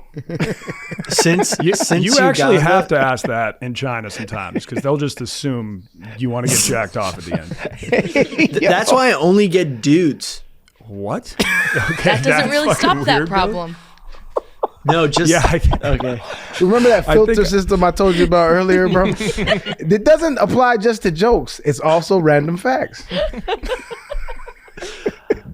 I had a dude masseuse one time. It was a deeply uncomfortable experience. It's weird. It's weird. I ain't gonna lie. You can still get a female He did a masseuse. good job, right? Because I had one too. He did a good job, but it just was weird, man. Like it's weird, and maybe it's a me thing, right? Yeah. You know, maybe it's like I am uncomfortable with other men touching me in that capacity, and it just was weird, man. It just is what it is. I agree. I'm Honestly, I curious think it's from, less awkward. from Mad Dog and McKinsey's perspective, because I know a lot of women that would prefer also to have a woman masseuse than a male masseuse. But again, that makes more sense though. I want. It's the same way. Like I would not. Well. I mean, is it I possible? just Maybe I'd boils have a down to male dudes masseuse. being creepy. You know what I mean? Yeah, I think I would have a female masseuse to just totally take out the weird aspect. Like, even if there was a great male masseuse, which I'm sure there are plenty, but like just to completely not have to worry about that. Yeah, if it's like your first time going to a place. Yeah. You know, I take that back. We used to have like trainers do soft tissue stuff on us all the time, and I never thought anything Exactly. of it. But what makes it weird is when you go into like a room with candle scented and light music playing, and then they say, you know, take all your clothes off, and then you underneath the blanket. My experience with the dude then was like, yo, this is weird. But I got soft tissue rubs from our training staff every single day, Right? And so I never thought any. I think it's the environment. Maybe it's the environment that. I think it's the environment. It's the same way, like, this might be a bit much, but like I would never go to a male OBGYN. Right. Even though I'm sure there are plenty of great ones, like I just would never want to do that. Now, That makes sense. The cough. do you think coughing there are thing at the doctor? I still get kind of weirded out about that. Yeah. Do you think there are girls out there that have gotten happy ending massages? Yeah, I'm sure. Like where the guy just fingers you afterwards? Or like, I don't think All right, so. we're done with that part of the massage. Like, because like women, you are the arbiter of if men have sex or not. So like if you want any kind of sexual favors, just go point at a guy. You just go walk and say, hey, you, would you like to do things? 9 times out of 10 you'll be like, yeah, I would actually. But can you go you and also do all the work? Yeah, I think most guys, if they're the kind of guy that's just like, yeah, let's have sex. They're like, oh wait, I have to rub your shoulders for 30 minutes to have sex? Yes, okay. Deal.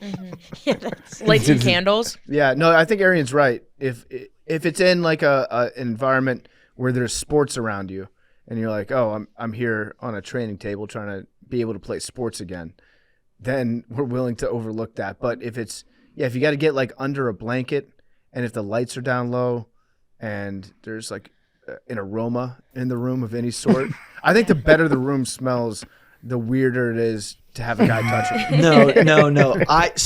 But like at the same time, it's like, let's say you come back from Uganda and you're really sore from a football game and like a 20-hour flight. Hypothetically, and you go to get a massage and the person says, would you like a guy or a girl? And you panic because you're in like a random spa type place and you don't want anyone to even think you're there for a happy ending. You're just trying to get all these knots and bruises worked out. So you say a guy. And then you come back like and then the guy 3 jacks times. you off and it's really awkward. When Billy panics, Billy is so afraid of women that he will panic and be like, guy, give me guy. But then it's like, it's just you and the dude and like no one thinks there's any sort of like sexual thing going on. So it's fine. That's more of a you thing though. My man's is blushing, man. Talking about his male masseuse experience. Can you keep your shorts on? I saw Billy come out of the massage room and it was with a guy. Can't wait to. I'm gonna log on to Reddit. Post this. But also anyway, the whole Robert Kraft thing, like all these like, you know, these spas, especially in New York City, that are like everyone assumes if you go to them like something weird's happening. I don't assume that at all. A lot of people do. I assume a lot of these like hole in the wall masseuse places, I assume about half of those they run in some kind of like prostitution ring. I think it depends on the place. If you Sure, like in New York, sure. there's so many massage places that kind of look a little bit sketchy just because every place in New York isn't like, you know, it's on a crowded block and they don't have the nicest storefront. But I think most places in New York, even if you're going to get a reputable massage, it might look a little bit dodgy to the outside, which is why I don't really assume it that much. I've been to places before, dog, where like I was like OT or something like that. I was like, gonna give me a massage, and it was just something close, and I went in there, and they like, you know, the lady, you know, say they had you wash or whatever, and that was my first. I was like, I'm washing. I was like, all right, maybe they got a different standard. So I wash, I get under the blanket, and then she's like, okay, what do you want to do? And I'm like, just, you know, like a deep tissue, especially on my low back area. Like I was like, if you could use your elbow. And she was like, I don't really give massages. I'm like, oh, You're in I the didn't wrong. even know this was that time. I was like, go ahead. I still paid. You ain't even got to just go ahead, go back inside. I was like, it's all good. Because a lot of that shit is like sketchy on some like they've been kidnapped type shit. You know what I mean? Yeah. Like if we being real about it. And so I'm like, yo, I told her I was like, this is too weird for me, dogs. She was probably like bummed out because she probably sees like the weirdest, grossest dudes all day. And then you've got an all pro athlete coming in and she's like, finally. And he's like, nah, I'm good. Damn, I fucked her self-confidence up. Yeah. You probably would have gotten a massage if you asked for a dude. Yeah. With Robert Kraft, the problem wasn't just he was getting a happy ending. The problem was like that place was known for human trafficking or something like that. Okay. And that's why there was like already but that's what I'm saying, is like sting. Yeah. My bad, I was cut you off, brother. But that's what I was saying was like a lot of them places that they run like that. So like they be kidnapping people and they put them to work for like shit like that. Or they runaways, shit like that. It gets crazy, man. So I just be chilling, man.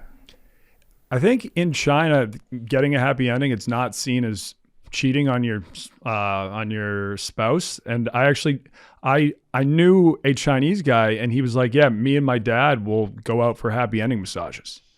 Like they won't both be getting jacked off in the same room, but like his dad will be like, "Hey, do you want to go out for a massage?" They both go out and get jacked off. So I got caught in the YouTube algorithm. It was a while back, and I was looking at like one of these videos that was like how black people are viewed in Japan, right? Just got caught up in the algorithm.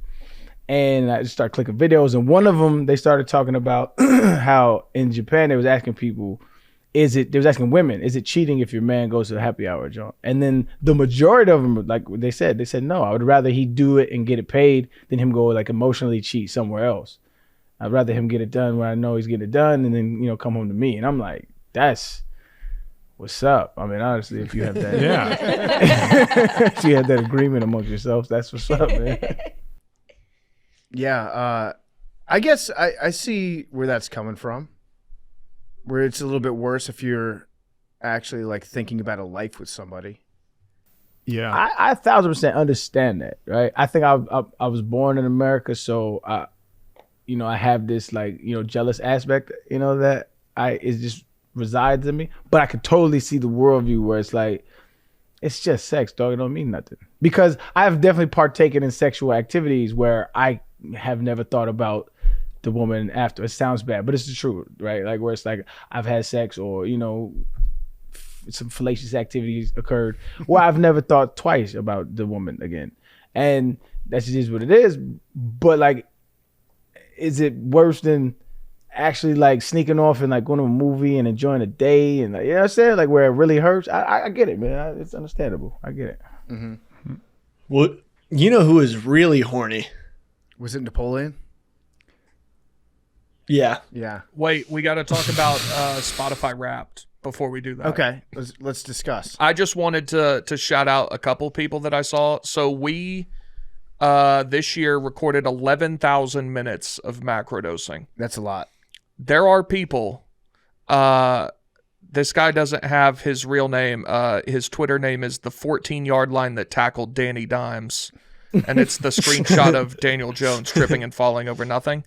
So whatever your real name is, shout out to you. So we recorded 11,000. This guy listened to 81,000 minutes of macrodosing this year. Shit. So he either listened to every episode 7 times or listened to every episode since the beginning of the show. Yeah, sounds like a new fan. Yeah. I saw several in the 40,000s. 81,000? Yeah. How many minutes is that? Or how many days is that? So we recorded 8 days worth of macrodosing, 7.6. That's 56 days straight. So that can't be right. I swear on my life, 81,000 minutes is 56 days. Wow, that is right. That's unbelievable. This nigga is a part of the crew, bro. He's Thank you. is. Shout out to whoever tackled Danny Dimes at the 14. That's crazy, dog. Should we have him on? Maybe. I mean, He listened to 2 months straight of our show. That's my God. unfathomable. I don't know that there's that. Even if you go all the way back. So we've been doing this show, what, 3 years? Almost 3 years. So let's assume there's about 30,000 minutes. Mm-hmm. So even if you listen to every episode, that's listening to everyone twice and then some. I have a feeling he puts it on before sleep and it loops. It's a possibility. That could be. It could Even be the so. case. But I mean, that's almost more dangerous is to have. Because Our takes are hitting him in his subconscious. Yeah. my yeah, YouTube, don't love that for him. my YouTube numbers are inflated because like how much time you spend on your phone.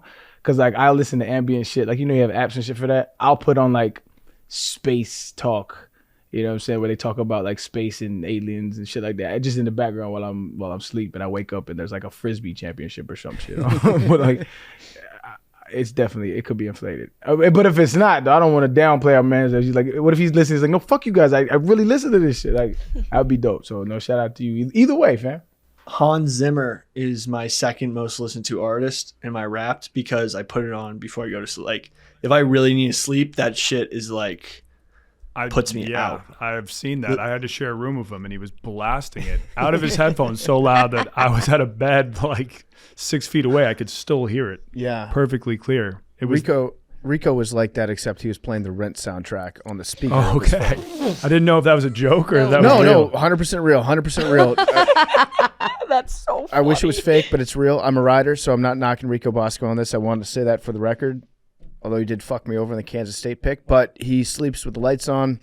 He has night terrors. He snores, and he listens to the Rent soundtrack on his speakerphone. So did he actually need the lights on? Like, did you go to turn him off and he was like, no, I No, like them on? that conversation never happened, but he would fall asleep with the lights on, pretty frequently. So, and then there's actually I don't want to give any spoilers, but I was so happy to get maybe to a different room, and I'm not saying anything about like how far the competition went.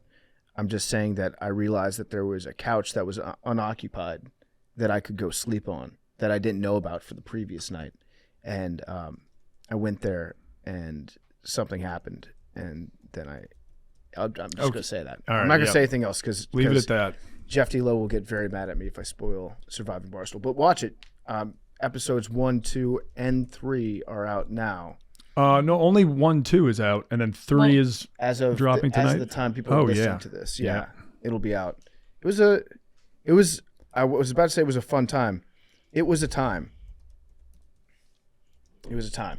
It's so good. It's like the best reality show that's out there. Yeah. Ever, maybe. Yeah. Shout out to all the producers because that is a lot of people that I would not like to be editing yelling at me through my computer screen. Yes. Very true. Yeah, Very the collection true. of people that they got to play that game, there were some real psychos involved. And it makes for really good TV or really good watching. And I will say that I did lube down that board in the middle of the night, but I did it in a way that I felt was the most honest because I went out to go lube it down and there were no cameras around me. It was like 1:30 in the morning. And I was like, this doesn't feel right. This actually feels like this is not fun. People need to watch this. If I'm going to do it, I need to do it in front of a camera and not like sneak around doing it. So I got a camera guy out there. I lubed it down. And I don't think Jeff knew that the board was lubed down when we did the challenge. I think he found that out later. So for anyone who's saying like Jeff should have switched the boards or whatever, if he knew that we had stolen the game and that we knew how to lube the shit down and all that stuff, Jeff did not know that I had lubed it up. He found out that morning that Jerry might have found the rules, but there was nothing else that he knew at the time. He found out later. Yeah, that crazy move by you. Yeah, So listen, good. After on the first day, I was not really. I guess I was into it. I was excited to be there, but I've never watched Survivor. I've never been a fan of the show really, and I guess I didn't really care that much about the gameplay on day one. It was like, okay, here's a challenge. Try to win the challenge, and then vote off the person that you feel like you should vote off. So I just straight up told Tommy to his face. I was like, yeah, I'm gonna vote for you. Like, I'm not gonna lie to you. No one wants to see you win, so we're gonna vote you off. Nothing personal, Tommy. And then after seeing the way that the vote went on day one, on day two, I was like, oh, fuck, I'm playing a game now. Like, if we're going to play a game, let's play a fucking game. Yeah. So, That'd been fun. I want to do some shit like that. I've always wanted to be on a show like that. We should get you on a Barstool reality show, Yeah, they would have you 100%. they would have you on in a second. I'm down. Let's do it. Did you? Oh my God, You heard let's from do- Naked and Afraid though, right? Oh yeah, We still, going back and it's forth. in the early stages, man. You know what I'm saying? It's in the early Make it stages. happen. I'm hopeful. I'm hopeful though. Make it happen. Oh, speaking of reality TV shows, have y'all watched the Squid Game junk? Oh, Not the movie. They came out with a reality TV show. Reality show. The new one. Yeah, I, No, the I new- watched the the new first one. episode. No, it's not fake. It's a reality. Well, I mean, a reality TV show, but like they have real contestants. They set up everything just like Squid Games, but obviously motherfuckers don't die. But every game except for, I don't want to spoil it, but there's like a few games that are different. But like the big games are have been the same so far, and it's entertaining as shit. I've become a fan of reality TV shows. It's like escapism. It just takes your brain off shit. But they did a really good job with the set. They had to spend millions and millions of dollars on these sets. These sets are like amazing. They got cameras set up everywhere. It looks just like the Squid Game Jones.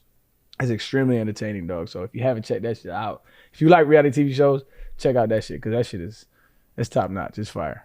Mr. I think- Beast did it first, though, I think. He did, yeah. I heard about that. Oh, I did didn't he? watch his though. I watched a little bit of it.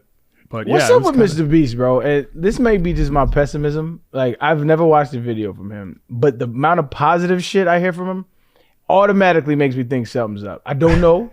I don't reserve. I mean, I'm reserving my judgment, but it just the feeling I get from so many people liking him is not a good one, and it's a me thing, admittedly so.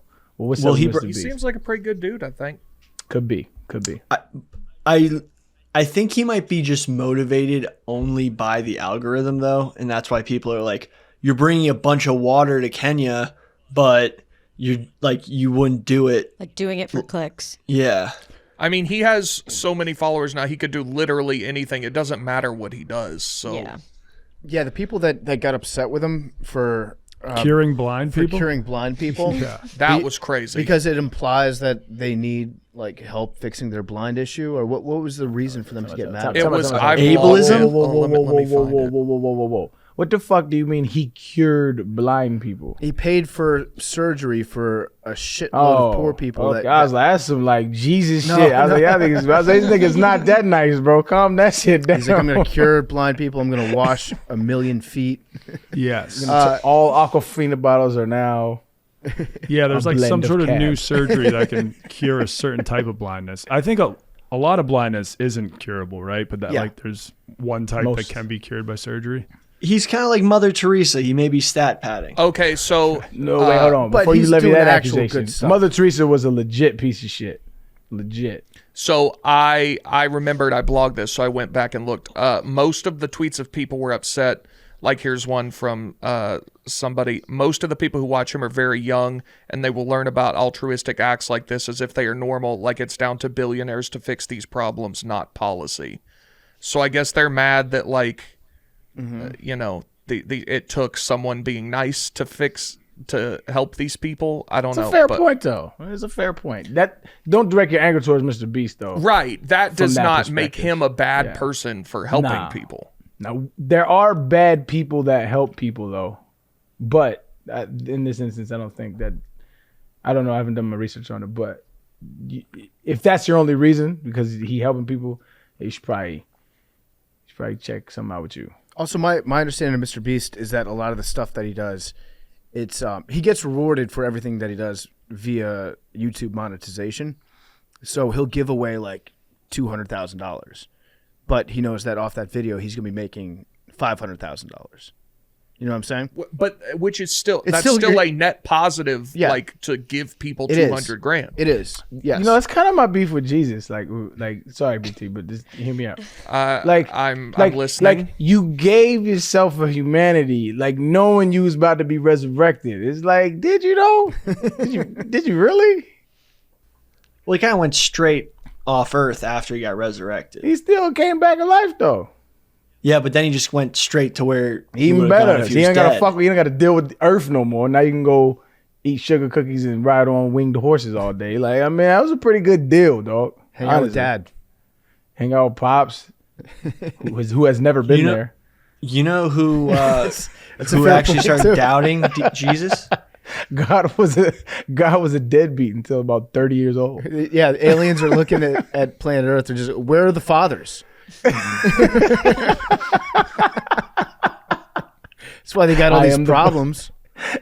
He's looking at shit. He's, I've always been there, son. Like, yeah, I mean, I got my ass whooped right before.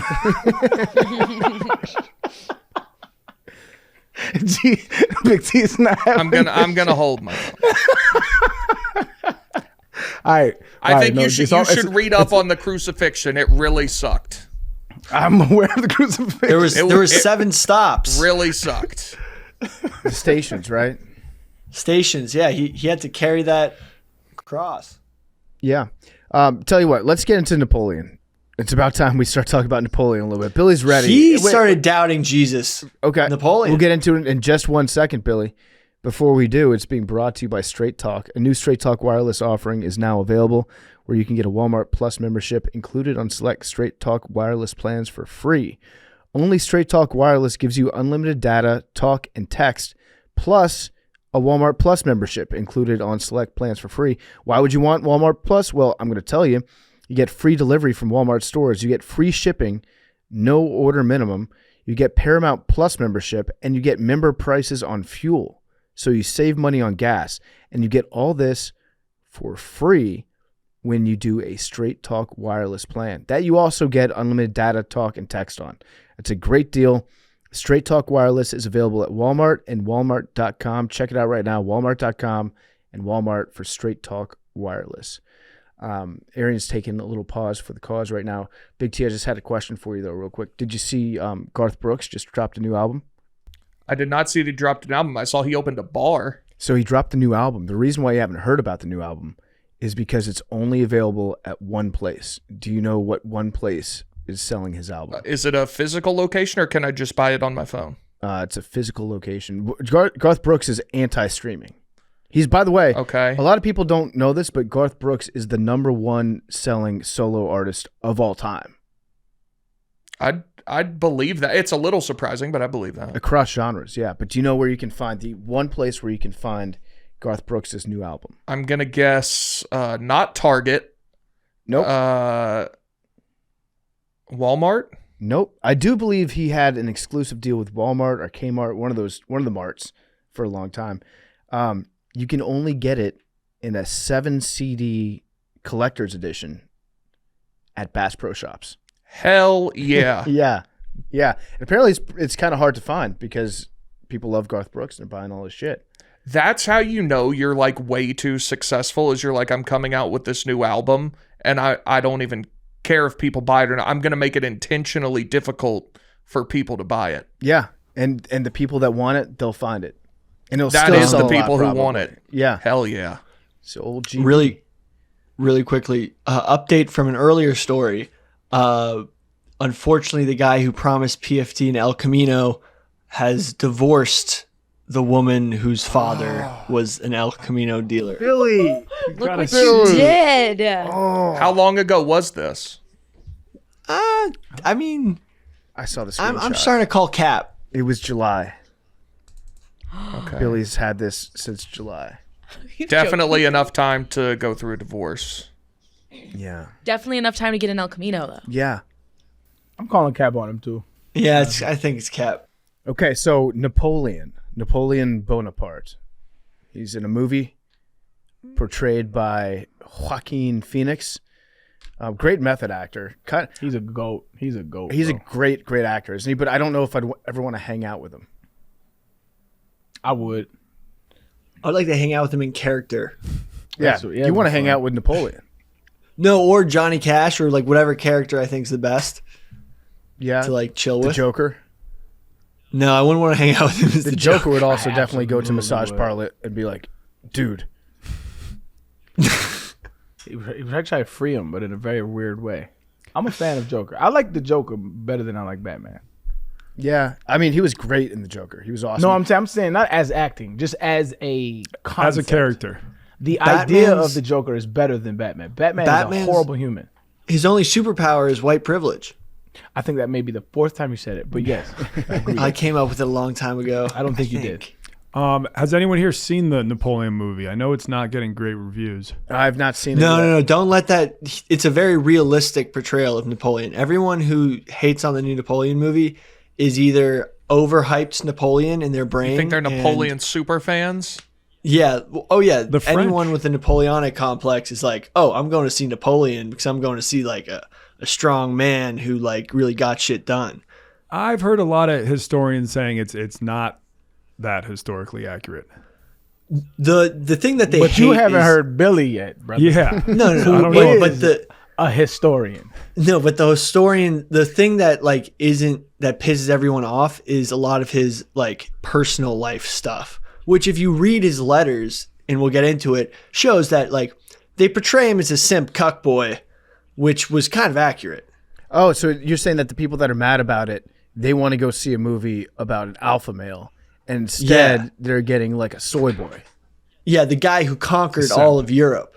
Like the guy, Napoleon's one of those guys that like everyone has taken seriously for so long, and this movie kind of doesn't take him seriously. Like if you watch some of the older movies on Napoleon, like it's all like hand in his coat, like, for the glory of France type thing. You know what? It sounds like they just did a realistic portrayal of a man. Yeah. People like to This imagine guy's that a little there's weird. dudes like generals and leaders of countries that are super stately and professional all the time. Everybody's kind of a weirdo. Everyone is. Everyone's got their weird, like, small idiosyncrasies or everyone's complicated. Nobody is portrayed like. I guess I understand what you're saying. When we think of Napoleon, we basically think of a statue, like a very dignified, regal statue. And this shows that he was, he had emotions. He had a lot of different stuff. So I you know what? I'm excited to watch it. I'm going to watch it. You know what I'm starting to gonna notice enjoy at it, I that think. age? I'm sorry, but it's a very important point. What I'm starting to notice is that age, because I'm seeing it happen with my peers. I'm seeing it happen with people I played with, people like, people I've known. Like as time grows, your prestige grows depending on who you are, right? And it can grow in either way. And so you kind of have this like bigger than life persona, and then over centuries, like these are iconic figures. Like, you know what I mean? When they was we're all just regular ass people who did some cool shit and some not cool shit. Yeah. And Like by the way, William Napoleon- Shakespeare. Guess what? Shakespeare took a shit. He took lots of shits in his life. Yeah. He had a messy ass when he was walking around. I mean, there are a lot of people that get much more famous after they die, but while Napoleon was alive, he was the most famous person in Europe as well. Can we agree on this? Maybe top 5 name of all time. Napoleon? Napoleon Yeah. Bonaparte. That's fucking cold, dog. I don't fuck across what language. That shit is hard. Napoleon Bonaparte. Like, you better walk into a building and be like, what's up, though? Napoleon Bonaparte. Ooh, he's something. But is that name cool because his reputation I think has it's a gone good through name. history? It's a good name, Napoleon Bonaparte. It's a great name. He does I not mean, have there's a some- good reputation. Yeah. Well, No, maybe no, to Billy. What do you think of him, Billy? Maybe we should start there. No, well, I think no. Billy Let's loves separate. Napoleon. No. Let's separate the art from the art. I just got I do. I brilliant. just said Wait, his in name this- was amazing. In this case, what is Napoleon's art that you're trying to separate? Warfare. I mean, as like, if he would be the greatest football coach of all time if he was coaching football instead of waging war on a massive scale. Okay, so like he would have I like how he- revolutionized. instead of raging war, he was coaching football. What NFL coach would you compare him to? Mike McDaniel? I would compare him to Mike Leach. Oh, I was going to say McDaniel, like a smaller guy. Yeah, McDaniel. Yeah, or just honestly, Bill Belichick. Bill Belichick, to be honest. I mean, this guy. Well, let's get into it because, I mean, he did also. If you frame, his casualties and the amount of people and deaths he caused is up there with some of the worst people in the world. Mm-hmm. It probably goes like Genghis Khan, Hitler, Napoleon is Stalin. somewhere in there. Genghis Khan, another top-notch But at name. least Napoleon wasn't trying to just like kill a certain type of people. He was just waging war, and people are going to die in war. He may have done some genocide in Africa. He dabbled in genocide. May have Okay, done some that- genocide. Teach me about that. It's kind of new. Like the thing is, it wasn't recorded, so that's where there's a little gray area. It's because history is written by the victors. Written by victors, yeah. Yeah. So So- let's go back real quick. Just let's set the stage. Napoleon was born in 1769. In Corsica, or actually, I don't know where he was born, but he was raised in Corsica. Yeah, he's not French. Yeah, he was not French. Corsica, I think, Sneaky Italian. had recently been, I guess, annexed by the French, and so the citizens of Corsica became French. And he was like, well, if I'm French, I'm going to be like the best fucking Frenchman of all time. And right off the bat, I want to, because everyone's like, oh, Napoleon's short, Napoleon's short, Napoleon's short. You have a Napoleon complex. Napoleon was, depending on who you ask, 5'6", 5'7". That was his height. The average height for a French male at that point was about 5'4". So Napoleon was slightly larger than average. So You would have been killing it. Also, I would have been in the NBA. Yeah. also the British put out propaganda basically talking about Napoleon's a little man, big empire, little man. And also at the time, the French inch was bigger than the English inch. So when they said he was this many inches, when you translated it to English inches, it seemed a lot smaller. That's what So that was I've been another saying reason. that for years. Yeah, Discrepancy. you're making me use these French inches, baby. The DC inches are a little. But it's really like there's not much that was written like about Napoleon as a child, but he was described as having an Italian face, and he had a huge head as a child. That he just was this little body, big headed kid. Hey, yo, Sam, maybe I'm out the loop. What is an Italian face? I don't know, but that's what they described him as. He was Like smoking if you cigarettes? look at Actually, that'd be French too, I guess. yeah, so he was an odd looking boy. He was almost elf like in appearance. His head was big, his body small. So French was his second language. And he spoke it with a Corsican accent and never really mastered it his whole life. The important part comes the French Revolution. And one of the reasons why he sided with the revolutionaries over the royalists is because he had no noble birth. Since he had his father was high up in the Corsicans, but because they were taken over by the French, he had no land anymore. He had no title. And the revolutionaries, all these sort of Enlightenment ideas, stuff that had gone on in the American Revolution, freedom, human rights, like every man deserves some sort of rights. And through that avenue, there was meritocracy. So one of the reasons why he sided with the revolutionaries against the royalists was it gave him the ability to rise the ranks. And as a common Corsican who wasn't even France, in this new free French Republic, he could rise and, the harder he worked and the more he accomplished, the higher he was going to get. And that was why he chose to be on the other side of the guillotine and was there apparently when they chopped off a lot of the royals' head. Yeah. Queen Marie Antoinette. Marie Antoinette. I don't know if was he there for that? He's a witness in the movie. Okay. So he was also friends with some pretty famous revolutionaries at the time. If you know Max Robespierre, he was like one of the top dogs of the revolution. And he had a brother that Napoleon was close with. And so he kind of rode with those guys for a little bit. Robespierre was not a great guy, though. He killed a lot of people. Yeah. I mean, the French Revolution, it stood for such great ideals. But then, once they came to power, they became worse than the royal family. They were just chopping everyone's head off. You could just say j'accuse, which meant you're one of them. I'm going to accuse you. And then it was really hard to defend yourself if somebody accused you of being not a friend of the revolution.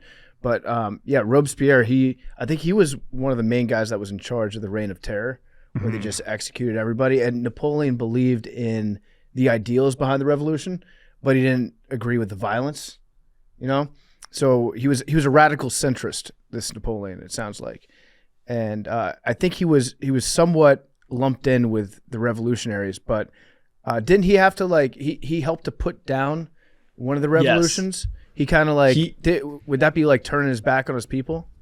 he put down royalist revolutions in the country, and when he was in the military, he was a serious he was in the Artillery. The artillery. He dealt with the cannons. So he literally turned the cannons on the people. Someone's like, he used cannons so recklessly, and he was so enamored with the ability of modern technology and the guns they had, the gigantic cannons.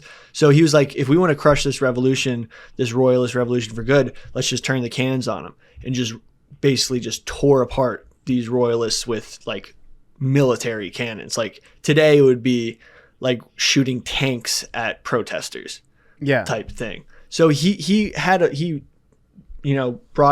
brought down the revolution with like a big. Now this is a second revolution after the first revolution. This was royalists being like, "Hey, we want the royal monarchy put back in place," and Napoleon was told, "Hey, can you squash this?" And he was like, "Only if I'm allowed to literally shoot cannons at them," and he did. But fun fact: when Napoleon was in school, he started the first recorded snowball fight because he wanted to reenact a battle using snowballs instead of muskets. That's kind of a sick legacy. That's a great legacy. Yeah. There's a lot of gray area whether a lot of the stories about Napoleon are true or not. We'll get to some. No, there's some myths about him in Egypt that we'll get to later.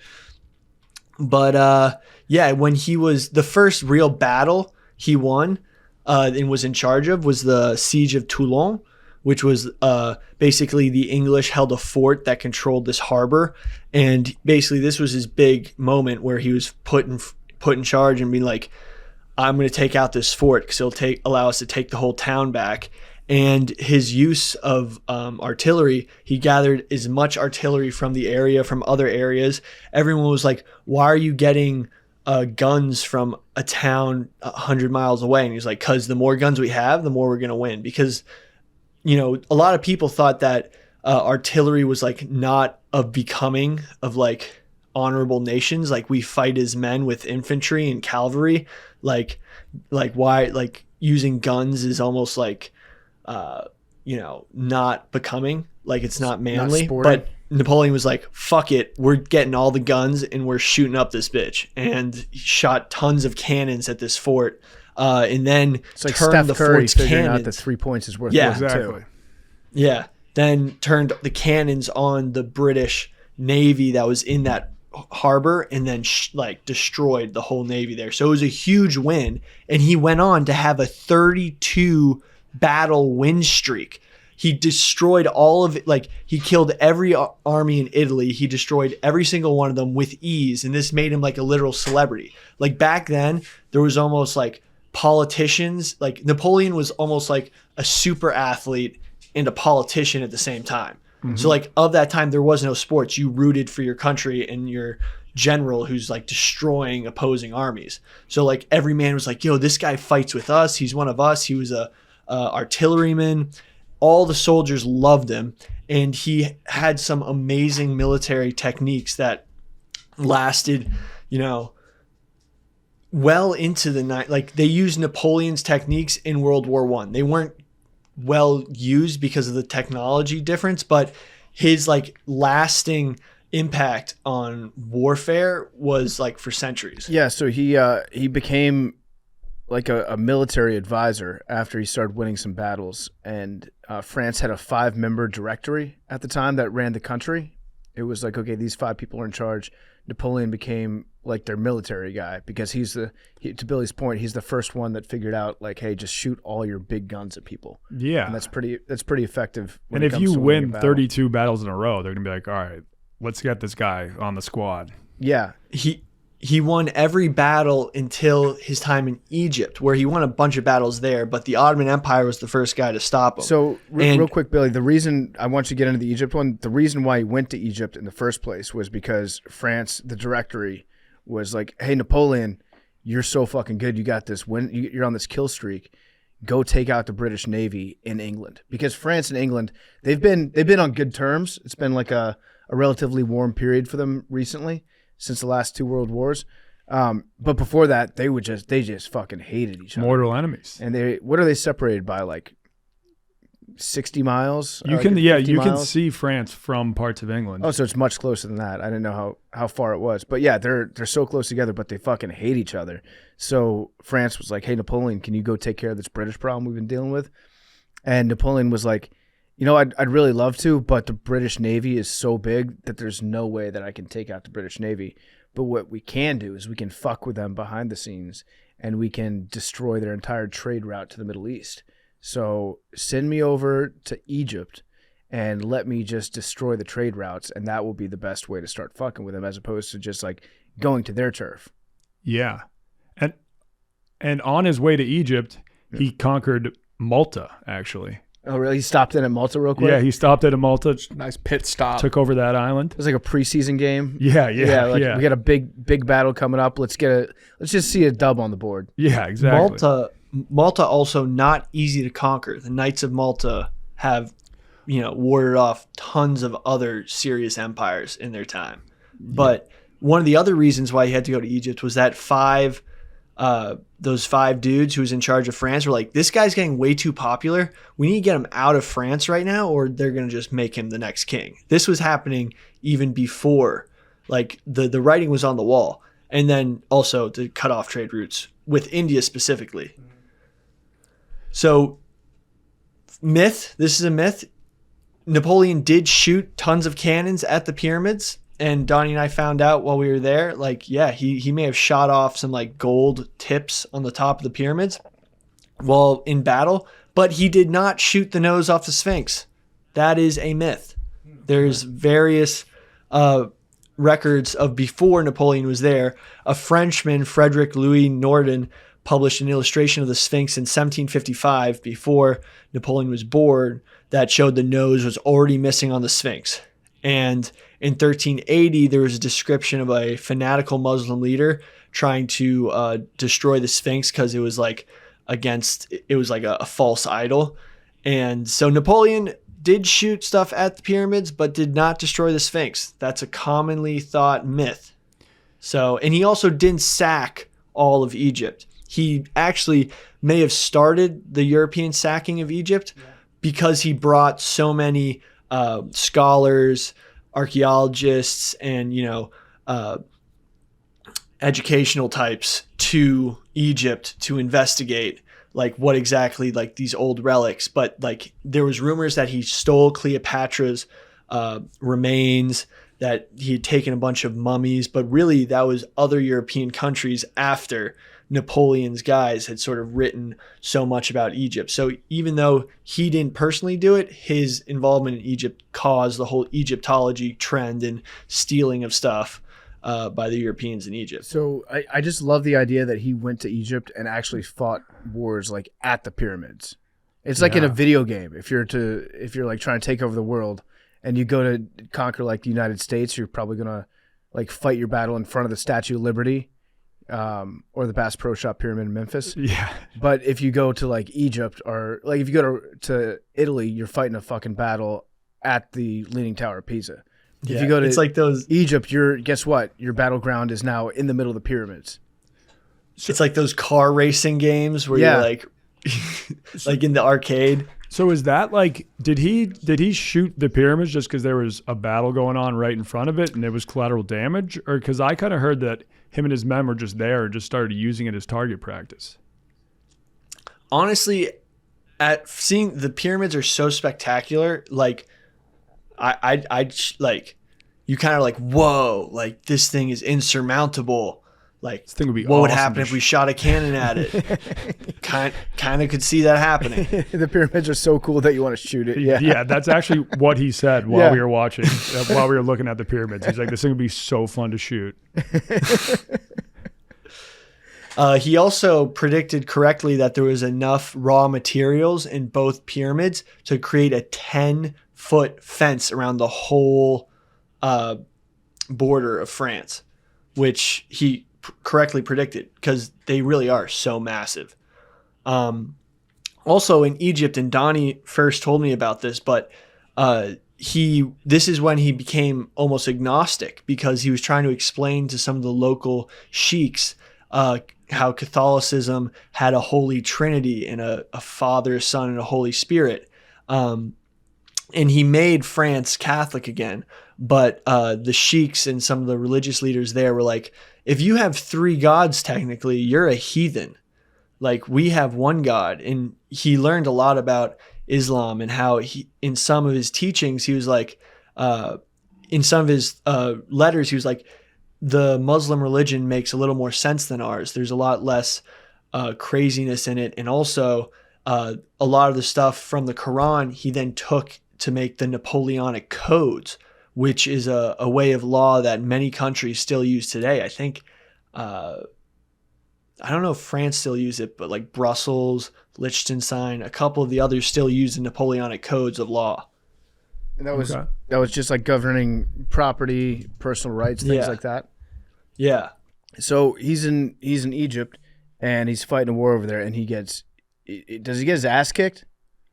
So his first loss comes at Acre, where the Ottoman Empire, a previous episode we talked about, kicked his ass in the last battle. And at that point, if you're 32-0 and you get the first loss of your life, it's going to shake you. Like, imagine if you're a boxer and you just have that one loss, that first loss, you're going to get shook. And also, it doesn't help if your wife is banging other dudes back in France and everyone's finding out about it. And somehow it gets back to Napoleon through his brother that his wife, who he married, is sleeping with tons of other men. And not only is he a loser, he's a cuck.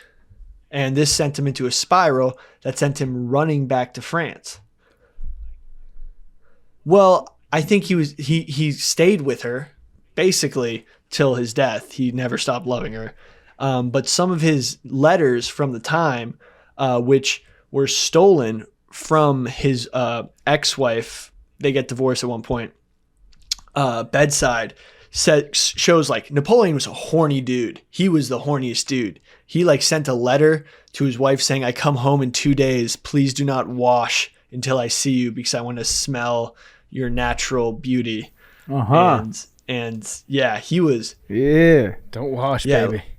I got some horny. That boy freaky as hell. Yeah, very horny. I have some horny outtakes from his letters. That boy sucking toes. Yeah, dude, he was Napoleon on last night's sex. I awake all filled with you. Your image and the intoxicating pleasures of last night allow my senses no rest. Yeah. And this is how he asks for head in a letter. Okay. A kiss on your heart and one much lower down. Much lower. I think that's actually about giving head. Yeah, I'm about to say, that sounds like cunnilingus.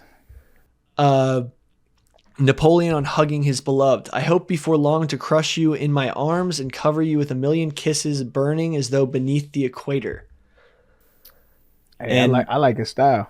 And then this is when he found out that she was sleeping with other men. I don't love you. Not at all. On the contrary, I detest you. You're a naughty, gawky, foolish slut. That's facts.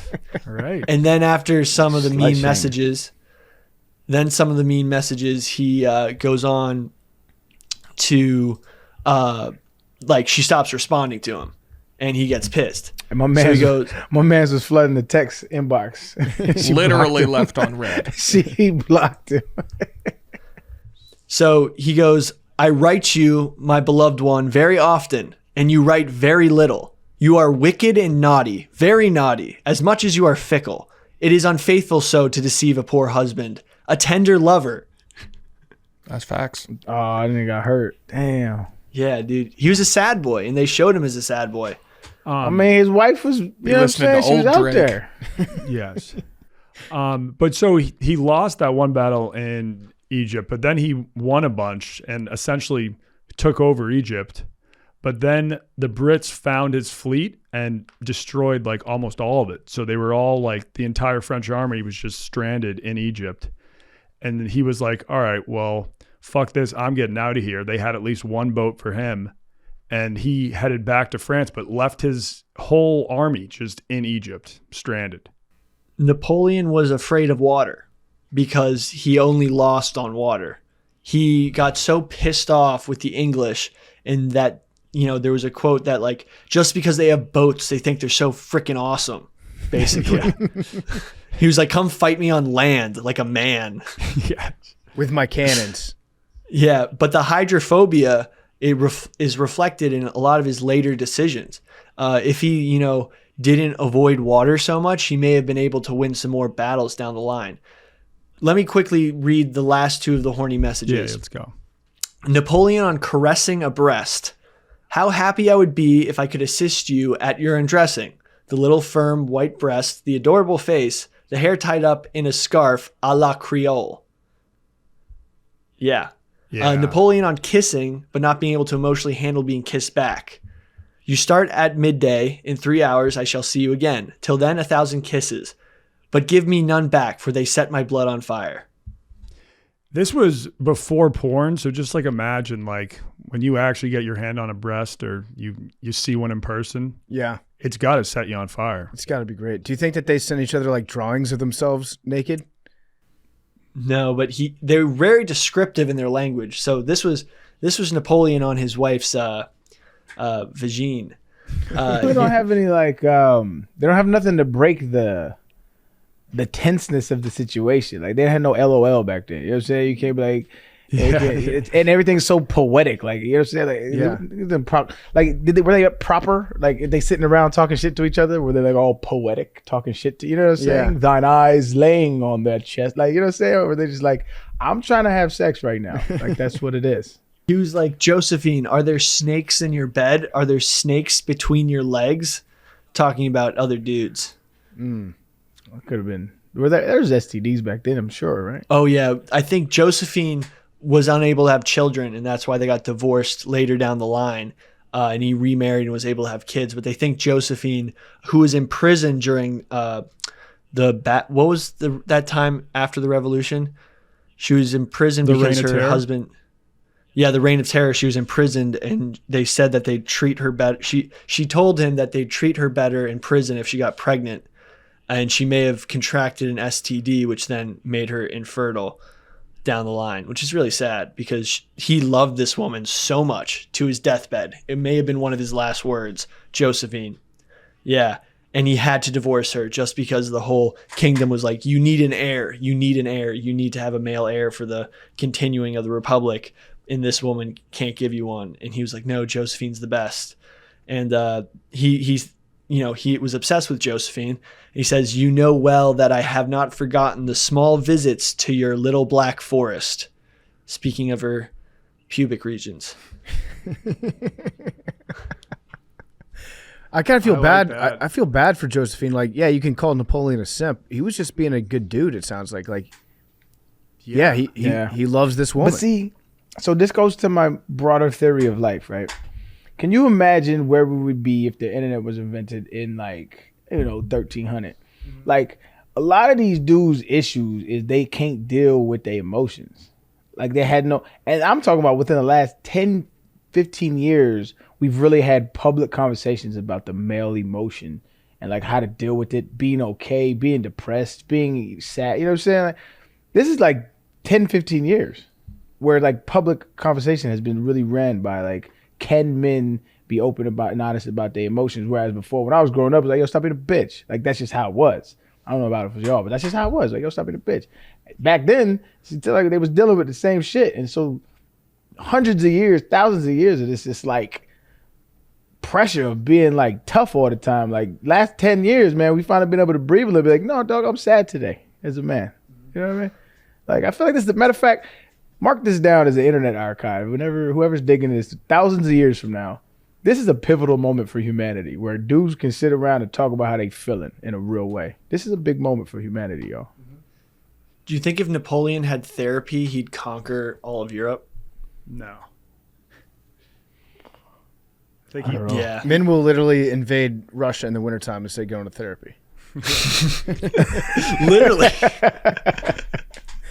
He was also obsessed with the United States or America, the New World, whatever. I guess it was the United States at the time, but he was obsessed with it. He dreamt of starting a new French empire in the United States, but then he was kind of a broke boy, or France was a broke boy, and so they had to sell the entire Louisiana Purchase to Thomas Jefferson. Yeah, that's insanely good deal. We fleeced France. Yeah. Napoleon got fleeced big time on that. Yeah, I think he needed the money to put down the rebellion in Haiti at the time because that was a French colony. Yeah. And so, yeah, he just had to sell that. But, I mean, that would have made a great French empire. It would have, yeah. That's So some primetime territory. that would have been, what's that, like France or Louisiana, all those states that go up from there all the way out to Oregon, right? It wasn't all the way California to Oregon, was still Spanish. yeah. I mean, it Like, was basically- a big chunk of land.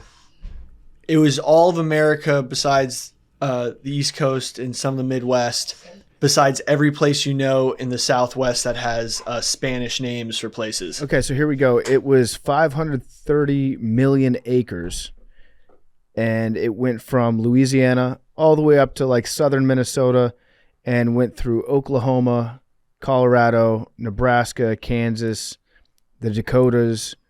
You get some of most of Wyoming and most of Montana and maybe into Idaho a little bit, almost to Oregon. But you know how much we paid for it? I looked it up, so I can't say it. Okay. Yeah, I don't. I'm right, gonna can we guess. guess? 10 million. Oh, I don't think it's that much. I was gonna say a little something super low, like 20,000. No, not 20,000. It was 15 million. Still a great deal for Which us. is 35 acres per dollar. Pretty good deal. Solid. What was more expensive per acre, Louisiana Purchase or Alaska? Let's see here. Cost Alaska was a steal too. Alaska. Yeah, and they dragged Seward over the coals for that one. Call it Seward's Folly. Alaska was purchased for $7.2 million. So I'd say by that standard, Louisiana Purchase seems like a better deal. Yeah, Okay. for sure. Oh, so Alaska was slightly cheaper at 2 cents per acre compared to just under 3 cents per acre for the Louisiana Purchase. That's actually crazy because I was like, there's no way Alaska's, I know it's huge, but 530 million acres, it's 430. Yeah, Alaska's massive. Alaska is like almost as big. It might be as big as all the land east of the Mississippi. Probably. Big fucking place. It's still wild to me to have a random state just separated by a whole country. Like that shit's wild. Yeah. Only part of the USA besides Hawaii that was attacked Yeah. And by the Japanese, in World War II. Anchorage, Alaska is actually warmer than Chicago. So everyone's like, yeah, but like we have Alaska, but no one would want to live there. It doesn't have the worst climate, but the problem is that in the winter it's just dark the entire day. All day. Yeah. Alaska seems like the best place if you got to lay low for a while in the U.S. I think there are a lot of people laying low up in Alaska. Most Run away from veterans per something. capita. Most what? Veterans per capita. So, yeah, he gives us basically most of the land west of the Mississippi. Shout out Napoleon for that. All-time bad deal. Great deal for us, though. Yeah. There's some great cities in there. So Before we get into his first sort of getting sent into exile, we got to talk, like, why was Napoleon so awesome? Like, what things that he do militarily that was made him able to win all these battles, conquer so much land? Like, why is he so sick? Because he revolutionized the French military. He developed, he organized the military into corps, which hadn't exactly been done, where you have basically all of your cavalry, artillery, infantry, and basically had a mini army all together in these corps groups. And then he'd have multiple of them. And he'd arrange them in battle in certain ways that caused the enemy to almost see one corps as bait and think, oh, let's attack them. And then he'd come in with other corps from the rear and just outmaneuver them immensely. And So his greatness was coming in from the rear. his greatness was called Manœuvre sur le derrière. Yeah. exactly. Yeah. Talk that French shit. Yeah, his corps moved faster than your regular army in the day because they would run their horses to the death. Once they conquered Prussia, they got tons of horses, and France had tons of horses, so they'd use them extremely expendably. He was one of the first generals that really took advantage of the industrial might of his country and made them basically produce, like the first military industrial complex was in France. He was like, we're just producing war making materials and we're making it all go towards the military. And honestly, post-revolution France was a revitalized France. It was one of the first sort of countries in its time that felt that they were fighting for something that was theirs as opposed to a monarchy.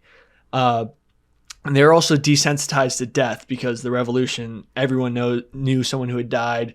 Like the value of human life, they were sort of, they didn't really care about it, which caused them to fight extremely hard, but also willing to take losses in the front lines of their charges. Napoleon was able to gather armies much easier than other countries because the population of France, I think, was the largest in Europe at that time, greater than Russia. So he was able to lose thousands of men in a battle and then raise an army the next week to go fight somebody else. And he was also a master at propaganda. One of his biggest moves and why the Louvre in France is considered like such an artistic, capital of the world is that he would raid other capitals when he was fighting and take all the artwork and bring it back to France. His PR team was amazing. So everyone in France was like, this dude is sick. He wins all these battles. He's like a countryman. He's one of, of no noble birth. And all he does is win. He's like Tom Brady or Bill Belichick in Boston. And he brings back trophies with him. And then he puts them on display. And now we get to go look at all this cool art and shit that we got from, over in Egypt. The Brits also did that big time. Like it's like what? Nazis. Yeah, Nazis too. Once every 5 or 10 years, the Brits will have to like give something back to Egypt that they've been hanging on to in a museum for a long time that doesn't really belong to them. Napoleon. Yeah, I guess he was a smart politician too. Like keep the people at home happy. If we're gonna be doing these wars, at least give them some cool paintings to look at. It was also the first time in history that a country belonged to the people and not the royalty. So like when they were fighting for it, they're like, oh, I'm fighting for something that's mine. Like I'm fighting for my land. Like there's no king or anybody whose royal quarrel is why I'm fighting. So this had a huge impact on the lands he conquered. So a lot of the French satellite states like the Rhineland or what Prussia and Poland loved Napoleon because he reinstituted their own state because Poland was just, Germany, Austria, or Russia for like thousands of years. But Napoleon was like, no, you guys get your own state, but like you still got to like fight with us. And they're like, hell yeah, let's go to fucking Russia and kick some ass. The Rhineland, so like that was the Holy Roman Empire, right? He defeated the Holy Roman Empire and now he gets the Rhineland all to himself. Yeah, then he called it the Rhineland. He had this ongoing beef with Britain, with England. So he got his ass kicked at Trafalgar, and they named like everything in England in London after Trafalgar because it was such like, yeah, we beat Napoleon, not to brag. So yeah, absolutely slaughtered him. So Napoleon was pissed off about that. He's like, well, if we can't beat the Brits, let's just let's do everything that we can to make their lives suck. So we're going to end all trade with England, and all the territory that we have, they're not allowed to do trade with England either. And there's other countries that are trading with England. Well, we're going to tell them not to, or else we're going to invade them too. So that's when he got into it with Alexander I, the Tsar of Russia. And he was like, hey, you guys can't send shit to England anymore. That's over. You're not allowed to. That's off limits. And Alexander was like, watch me. I'm going to do it. I dare you to do something about it. And then Napoleon tried to do something about it. What's also nuts is that Napoleon's army in France compared to other countries, they had meritocracy involved in their armies. If you were any man, like a peasant, and you joined the army, you could work your way up the ranks for, great performance. And other armies at the time would just literally have like sons of lords and like random rich dudes like have high ranks as opposed to the best performing soldiers. So this made their fighting forces more loyal, work harder, and less likely to abandon a battlefield than some of these like just basically sons of rich dudes in high ranking places in like other militaries. Yeah. So you want to talk about the invasion of Russia? So was the invasion of Russia before or after he became the emperor of France? Let's see. I don't know. It was after. Okay. One of the big battles that sort of. Actually, no. He was the emperor at that time. Was the big battle that also has one named after it in World War II. Waterloo. No, that was when he lost. Yeah, just because I want to know how he comes back from Egypt. How does he eventually get voted in as the emperor of France after France like murdered their last king and kind of didn't want to go back to that? So he declared himself emperor. Part of it is that other countries didn't want to deal with him because they saw him as this rough Corsican thug, and he wasn't of any nobility. So a lot of people around him were like, yo, you need a better title because people aren't taking you seriously. And he was like, they're like, why don't we make you king? And he was like, I don't want to be king. Like, we just killed the royalty. Why don't we make me an emperor? Like, emperor is a better title. Like, that's like Roman statesman. He looked up to Caesar a lot. And so that was sort of his, the reason why he became emperor. And he took the crown from the Pope at the time. Usually the Pope is supposed to put the crown on your head, but he just ripped it out of his hands and put it on himself, showing that like no one is above me, not even God, basically. So when he came back from Egypt, he was greeted as a hero, even though they lost that battle at the Nile to the Brits. So he was like a big celebrity, like Billy talked about. And he gets back there and he goes to meet with a directory, that's that group of five people, right? Yeah. And so he gets back to France and he tells them to all convene on November 9th, 1799. And he was like, meet at the palace at St. Cloud. And he said that he was going to keep the council safe from a Jacobin plot to take over Paris. So he's like, hey, the townspeople want to run you guys off. I've got this palace that we can all meet at and we're going to be safe. But in reality, it was to move them outside of the city. And then Bonaparte still had the loyalty of the army with him. And so he moved them out of the city, and then they stormed into Paris, and it was just a coup, and they took over that way. And he established like a group, I think it was a group of three, kind of like a triumvirate at the time. And then that wasn't very long lasting. He was just like, you know what? I'm going to name myself emperor. Let's go. So he was the consul after that coup. He was the consul, he was called the consul. And then that's when he sold the Louisiana Purchase and all that stuff. I think that was like 2 years later. And then he helped push through the codes right after that, and then named himself emperor. All right. And so everyone was like, okay, he had the will of the people behind him and the will of the army behind him. And he continued to win battles after he became the emperor, right? Yeah. Yeah. That's when the Battle of Austerlitz occurred, which is one of his most famous battles and probably one of the greatest game planning, for lack of a better word, of his time. Like, basically, he took on the Tsar of Russia and the Emperor of Austria at the same time, two of like the biggest military dudes on the continent. And literally baited them into attacking one of his corps, and then came out from the hills and decimated them, drove them onto these icy ponds. And this is where like legend and history legend says that he basically forced all the other armies onto these frozen lakes and blasted the iced lakes with cannons and basically drowned the whole armies. But in reality, when they excavated the sites, they found a bunch of dead horses, but only like a couple dead bodies that had drowned. But legend has it he drowned two armies and forced the Tsar of Russia and the King of Austria to his knees. Yeah. But then is that when he had to like march back to France, and then they were like, oh shit, it's the winner? No. Oh, okay, so that No. later. This was when he was feeling himself. He was hell yeah, I just outmaneuvered the fuck out of the best two militaries on mainland Europe. Like, you know what? Fuck it. Like, the Austrians came to the negotiation table, but the Russians didn't. And that's when he was like, fuck this kid czar motherfucker. We're going to come knock on his door. And they won a couple battles in Russia, but that was when it was the summer. Yeah, but Russia's strategy was just retreat, fall back, scorched earth.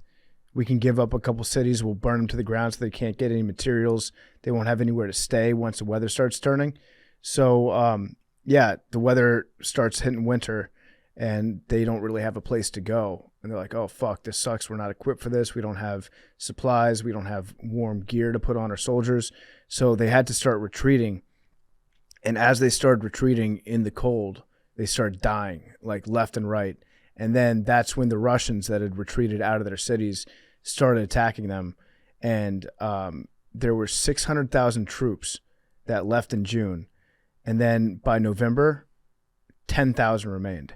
Holy shit. Yeah, they got slaughtered. And they had like paper shoes. Like when they were walking back in the Russian winter, it was literally like the flimsiest. That's what I always think. When my shoes are cold, I'm like, well, at least I'm not in an army right now marching back from Russia. Yeah. In paper shoes.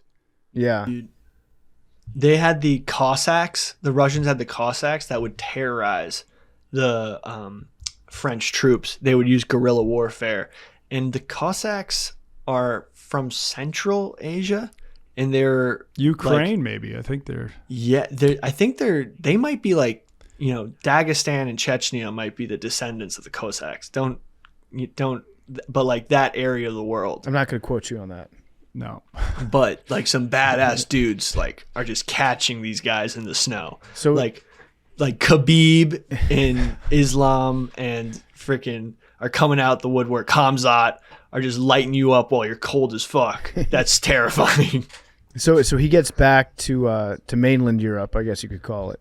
And then the Allied forces that are sick of his shit, they team up and they invade France, and they kick him out. So we don't do this anymore, but he got exiled. We should go back to this. I kind of like should exiling. be a thing. Yeah. Who deserves to be exiled? I think if you lose a presidential election, exile. Put some stakes on it. Put some stakes on it. Hillary and Trump living together on some island. Well, actually, they've probably done that before. Yeah. Maybe if you lose twice, then you have to be exiled. Yeah, you're a loser. But yeah, so they exiled him initially to Elba, which is another island in the Mediterranean off the coast of Italy. That sounds like a sweet place to be exiled. Yeah. He was they basically exiled him to White Lotus. Yeah. Have fun. Islands off the coast of Italy. But is that the one that he managed to escape from? Yeah. So yes, he had they claim that he missed Josephine more than anything, and that's why he went back to France. But that may have been romanticization.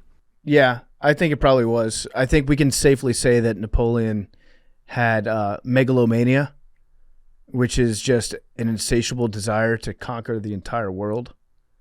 That's a pretty cool word, too. It is. Megalomania. Do you know any megalomaniacs? Hitler.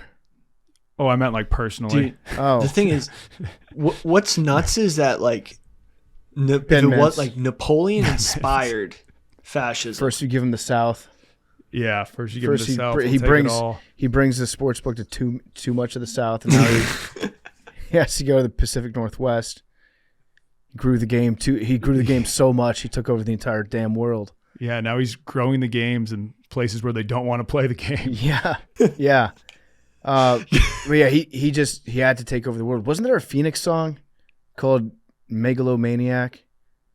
I think it was by that band Phoenix. Anyways, so yeah, he has to come back and try to take over the world again. So he came back to Waterloo, and he established himself as emperor for.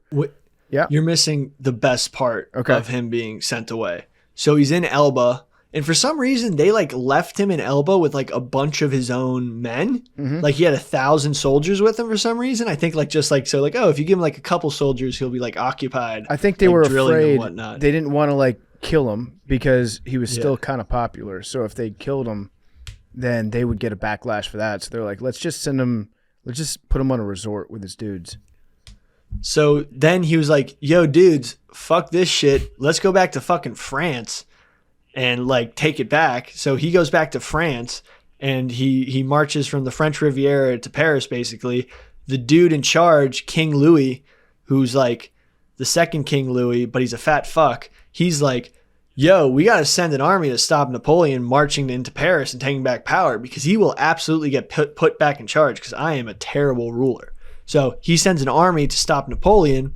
Napoleon gets met by this army, and they're like, you got to stop, and we're going to take you back to the island. And Napoleon stands out there, and he's basically like, do you not, like, I fought with you guys. I miss you guys. He was like, bros, like, can you just like let me back? Like, what did I do to you guys? Like, let's like run this shit back. And all the soldiers were like, yo, fuck yeah, let's run this shit back. And that same army that was supposed to send him back to the island, turned around and marched straight to Paris with him, and he took back the throne.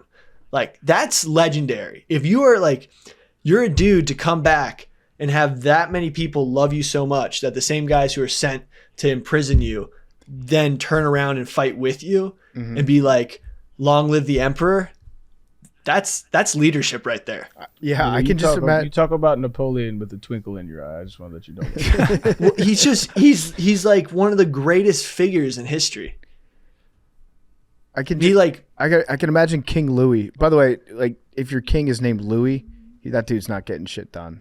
Like, Louis is drinking daiquiris during the day, hanging out in the backyard in the garden. Louis is a chill guy. He's not meant to. He doesn't have that dog.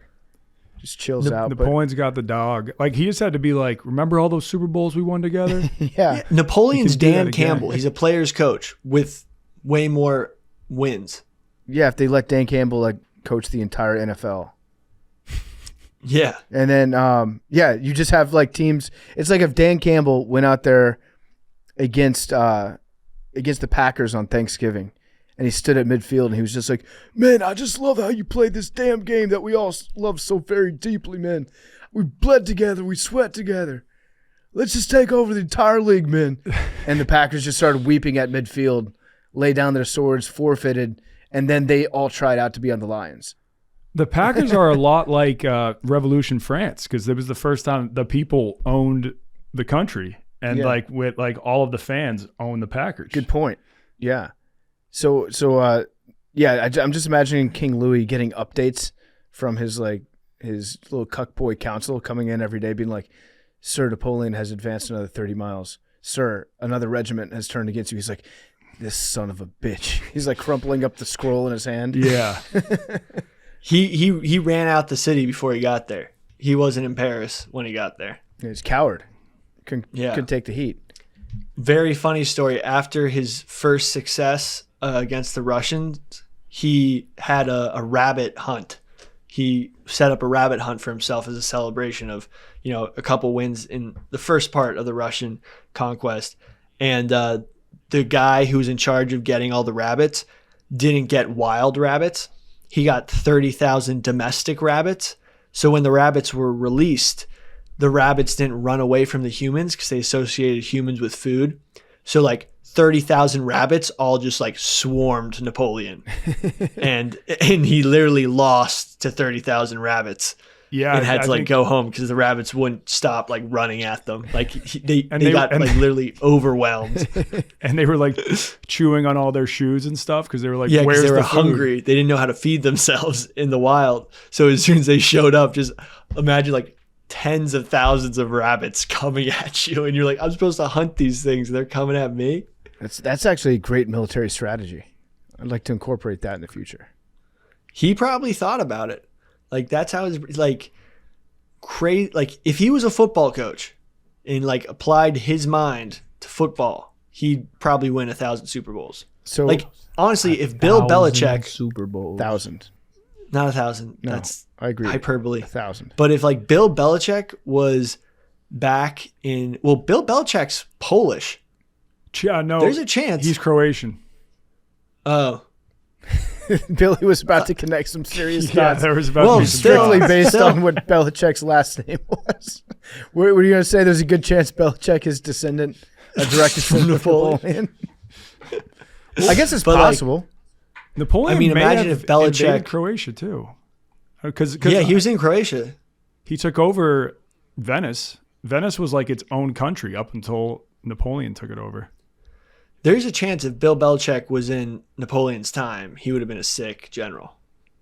Although he's lost a little bit of his prestige this past season. Yeah, but he's not in his He prime. might get exiled to Landover, Maryland. He's getting exiled to Cape Cod. Isn't that where he goes? Yeah. He goes to Nantucket. with Yeah, Dave. he's getting exiled to Nantucket. Yeah. So, so you want to talk about Waterloo? Yeah. So after Napoleon becomes, he takes over the throne for what, like 100 days? Yeah. Then all the allies are like, this motherfucker. How many times we got to tell you, old man? And just they were all like ganged up again. Yeah. And he lost at Waterloo, and they still didn't kill him. They're like, okay, we exiled you last time to the Mediterranean. This time we're serious. We're going to send you to St. Helena. Yo, real quick, peep this, dog. I was just like, is Bill Belichick related to Napoleon? And there's an article about a whole bunch of family history from Bill Belichick. Look at all the motherfuckers he got bloodlines with. Grover Cleveland, William Taft, Warren Buffett, J.P. Morgan, Clint Eastwood, Alan Shepard, the abolitionist John Brown, Harry Chapin, is it Chapin? Chapin? And Hugh Hefner. He's Illuminati. Yeah, it Sounds like it. Drinking baby blood, dog. That's crazy. That is, especially like J.P. Morgan. By the way, we can't just skip over Waterloo like that. Yeah, I was trying to let you cook on Waterloo. Waterloo, if it hadn't started raining the night before Waterloo, Who could have ever then known? Napoleon would have attacked the British sooner, and the Austrians. It was the Austrians, right? They were in the field, yeah. The Austrians wouldn't have reached them in time because basically he was 2-on-1 with two of the largest armies. I think it was And 2-on-3 because the Prussians maybe too. were in Yes, that was who I was thinking of. I think it was the Prussians, not the Austrians. So Napoleon, so it was a rainy day, and as we said, Napoleon hates water for whatever reason. He was like, we're not gonna start this war because one, he's a big artillery guy. Guess where the saying "keep your powder dry" comes from? Where? Is that a thing? Yeah, is that Keeping a your thing? powder dry? Have you ever heard of this? Yeah, I have. I've never Like heard hold that. off? Football coaches actually say it a lot too. Yeah, like when you're getting amped before a game, and the coach is like, "Keep your powder dry, boys." Like we Never got a lot heard of that fighting. in my Like life. Conserve energy, that sort of thing. Yeah. don't blow your load, basically. So it's gunpowder. Yeah. So like if you took all the guns out in the powder, like when it was raining and started fighting too early, like you wouldn't be as effective with your artillery. Your cavalry wouldn't move as fast in the mud, and you wouldn't. Your infantry would probably be slower too, and it would just be a muddy mess. So he waited till the rain to stop and the ground to dry, which gave the Prussians tons of time to get there. And the English like kind of handed it to him. Like they were at a stalemate, and once the Prussians came, he just retreated and he bawled his eyes out. He was so sad running off the battlefield. Yeah. And then And a sniper may have shot a hole in his hat. is that true? May have. Legend has it. Then he gets exiled again to St. Helena. This time, Which is South far as Atlantic, fuck. really far away. If you look it up Not on a close map, to anything. they're like, we're going to make it impossible for you to escape and come back and take over this Is throne it farther again. than how is it closer to Bermuda? No, it's closer to Africa. It's kind of right in between Southern Africa and Brazil. Wow. Yeah. Oh, that is really freaking far. Yeah, so they put him on a boat and they say, get the fuck out of here. Never want to see you again. Now, on St. Helena, which was patrolled by the British Army, which is why they put him there, so that he wouldn't have an easy time escaping. They had the British Navy was out there. There's some rumors that Napoleon might have escaped. Have you guys heard about that? So, like we mentioned before, he was kind of into the United States. He loved reading about the United States. He had always looked at it as a place that he wanted to go to. There's a rumor that one of the soldiers in the British Army, who had himself broken out of prison twice, was put in touch with Napoleon via some mutual friends. Napoleon still had a shitload of money, a shitload of treasure, and the speculation is that they paid this guy to try to smuggle Napoleon out. And how would you get him out? You would need a submarine to get him out. So one of the first effective submarines was allegedly used in an attempt to get him out. They say that he died on that island. They say that he died of stomach cancer and a couple other complicating diseases. But some people think that they used 2 submarines, a small one to put him in on the island, float him underneath the Navy, and then they put him on a bigger one for a longer journey to the United States, where he arrived and then lived out the rest of his life in the U.S. before he died. So the French government has made it against the law to DNA test Napoleon's body. And they have a tomb at Les Invalides, the Musée de l'Invalide. I don't know if I'm saying that right, but it's the shrine to every French person who's ever passed away in a war. And Napoleon's tomb is there, and you can go walk past it. You can look at it, but they won't let you DNA test it. That might be because they don't want people just like mutilating Napoleon's body all the time. Well, apparently they already have, because isn't like his cock is like rumored to be somewhere in the U.S. His cock yeah. So maybe this theory has some legs. I think it's like Pennsylvania claims to have Napoleon's cock. What a weird place to end up with it. Also, it's like in Philly. Yeah. A lot of those dudes, like way back, like Rasputin, like there's all these historical dudes whose dicks were apparently cut off when they died and like circulating around. Yeah, Rasputin had a huge dick. But what's crazy about Napoleon's tomb is you can't, the way you have to look up at it. The way they designed the tomb, you either have to look up at it or you have to look down from it in like always a show of respect. But then when Hitler came to visit it, he engineered a system of mirrors so that he could look down on the body and circumnavigate the architecture that made everyone look up at the sarcophagus. What a weird guy.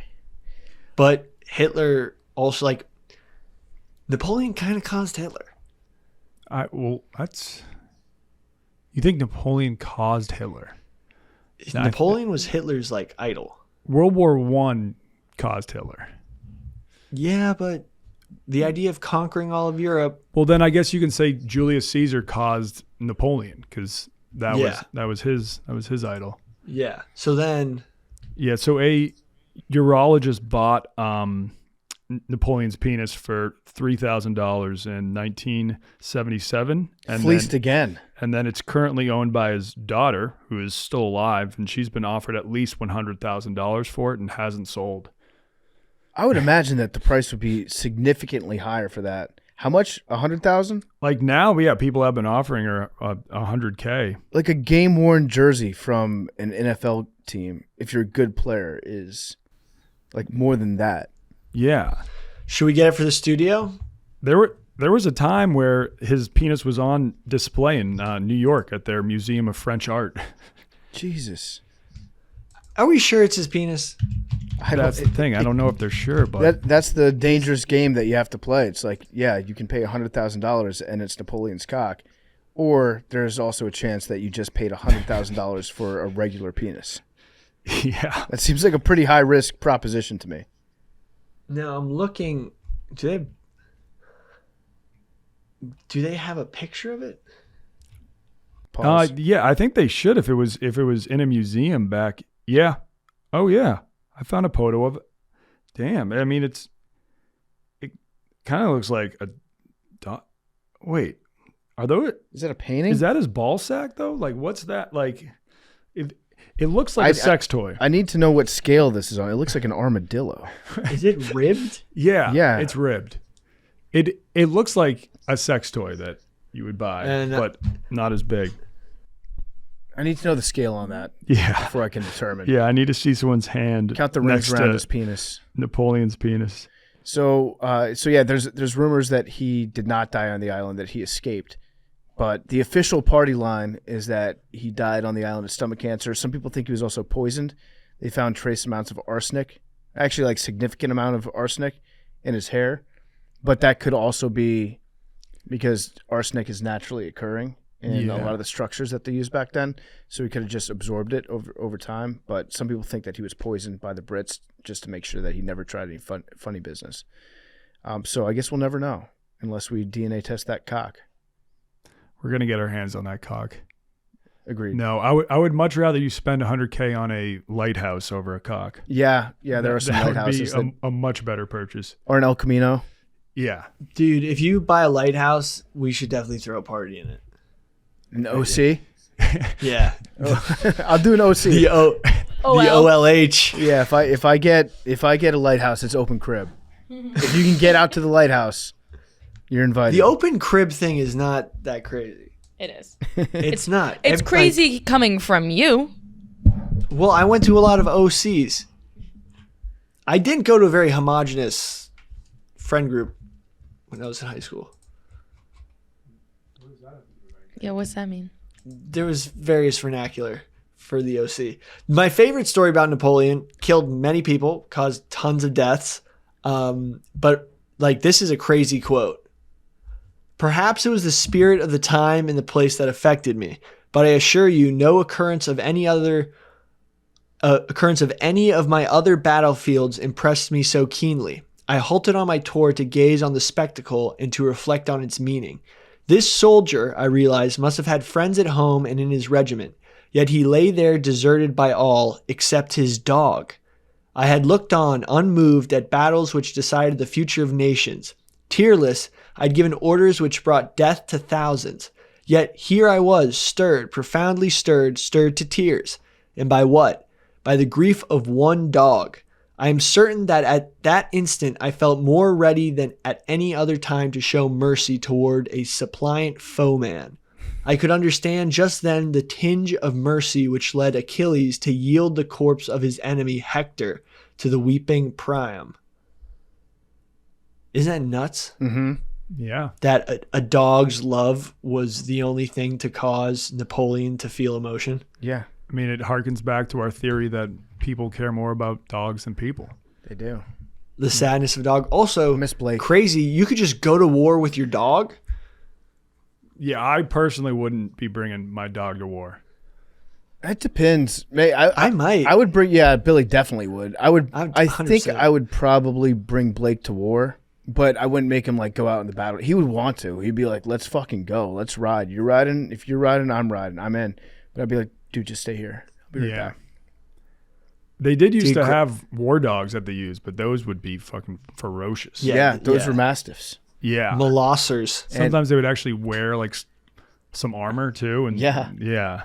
Apparently, that was pretty badass. There was one, I forget what battle it was. Maybe one of the, I forget. But anyways, this king, he brought his mastiff out onto the battlefield with him, got mortally wounded, and he was just bleeding out, but for hours. It was like a 5-6 hour bleed out. And his mastiff just stood directly over top of his body. It was like, you're not getting to my guy. You're not getting to my guy. Then he died, and then the mastiff just wouldn't leave, standing over him. Like, no, I'm just gonna chill here and protect him for a while. It's good dogs, good boys, or girl, we don't know. All right, so that's Napoleon. I thought credit to Billy. You did a great job with this episode, Billy. Dude, Napoleon, he's one of those guys that are just he caught like just fascinating. I've been on like a hyperfixation with him for the past 24 hours ish. So I thought Billy was about to be like, I've been obsessed with Napoleon for like 5 years. Yeah, I think that was coming too. No, when something just gets my neurotransmitters firing, it's down the rabbit hole. I'm pumped to watch the movie. I'm gonna watch it. I'm gonna enjoy it. I hope. But you guys want to do some voicemails? Arian just had to leave. It's his daughter's birthday, so he had to bounce a little bit early. Really quick, his record was 70-11 in battles. Pretty good. That's I'll take that. Career wins 70-11. That's amazing. Yep. Only cut short because of suspension. Yeah, he's an all-time what might have been. Like why am I blanking on his name? Saints Bountygate. Sean Payton. Yeah. I have to run and potentially book some flights back to Africa, but okay. Enjoy the voicemails. All right, sounds good. Hey, what's up, guys? My name is Johnny from San Luis Obispo, California. Billy's List guy. Shout out, Billy. Just wanted to... Me and my girlfriend recently went to a taping of The Price is Right, and we were on TV and had a really good time. So my question is, if you could be on a game show, which one would it be, and do you think you would win? All right, thanks, guys. For sure, Jeopardy. Really? Yeah, I watch you'd Jeopardy probably be almost every so single good. day and have for many years. That makes sense. I wasn't on it, but I did go to a taping of The Price is Right once, and it was so much fun. Really? Yeah. Price is Right would be sick. Get to the showcase showdown. Yeah, it was fun just to be like in the audience, so I can't imagine actually being on it. I would love to do Jeopardy too, but like the sports Jeopardy one. Well, actually, I would do. Those are so easy though. Like they recently did Celebrity Jeopardy, and it was a joke. Yeah, because they don't want them to look dumb. A joke. Didn't Wolf Blitzer do Celebrity Jeopardy one time? I don't know, but even on the celebrity one, I'm trying to remember who it was. There was a blog that I think Robbie wrote about it. There was a woman who became the first person in Jeopardy history to not record a single correct answer and they do triple Jeopardy in the celebrity one. So she had 3 rounds, did not record a correct answer until Final Jeopardy, which they let her do out of pity. So and I'm trying to remember who it was. Yeah, so Wolf Blitzer competed in 2009 on Celebrity Jeopardy. Andy Richter won that episode with 68,000. Wolf Blitzer, guess how much he had? I'm gonna guess it's not good. Yeah, like 3,200. He had negative $4,600. Wow. Yeah, Negative. Pretty bad. Pretty bad. I would love to be. I don't think I'm like. Maybe I'm. So if they do like an internet week or something, I could be on Celebrity Jeopardy. I tried out for Jeopardy when I was in high school for Teen Jeopardy. No way. I made it past the first round of cuts, and I didn't make it to the second. But they ask you such hard questions in the tryouts because they want you to get on the show and score points. So they make it tough to get on.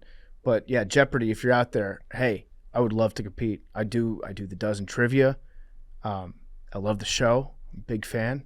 Put me on one that Aaron Rodgers is hosting. That'd be so good. That'd be fun. My Latin teacher was on Jeopardy. She won. Oh, that's cool. I'm trying to Do you have an answer, Billy? Yeah. Wipeout. Is that still you would on? Be so good at that. No, but I know they that revived it fairly recently. I used to love Wipeout and just be like, I'd fucking bounce on those big red balls. And, Pause. Clip that. Done. Damn. It says Becky Lynch was the Yeah, the Jeopardy? wrestler. WWE. Yeah. Do you guys? I don't know what I would be on. I'm not like very smart, so I feel like Jeopardy or one of those shows wouldn't be great. I feel like we would have a good Family Feud team. Yeah.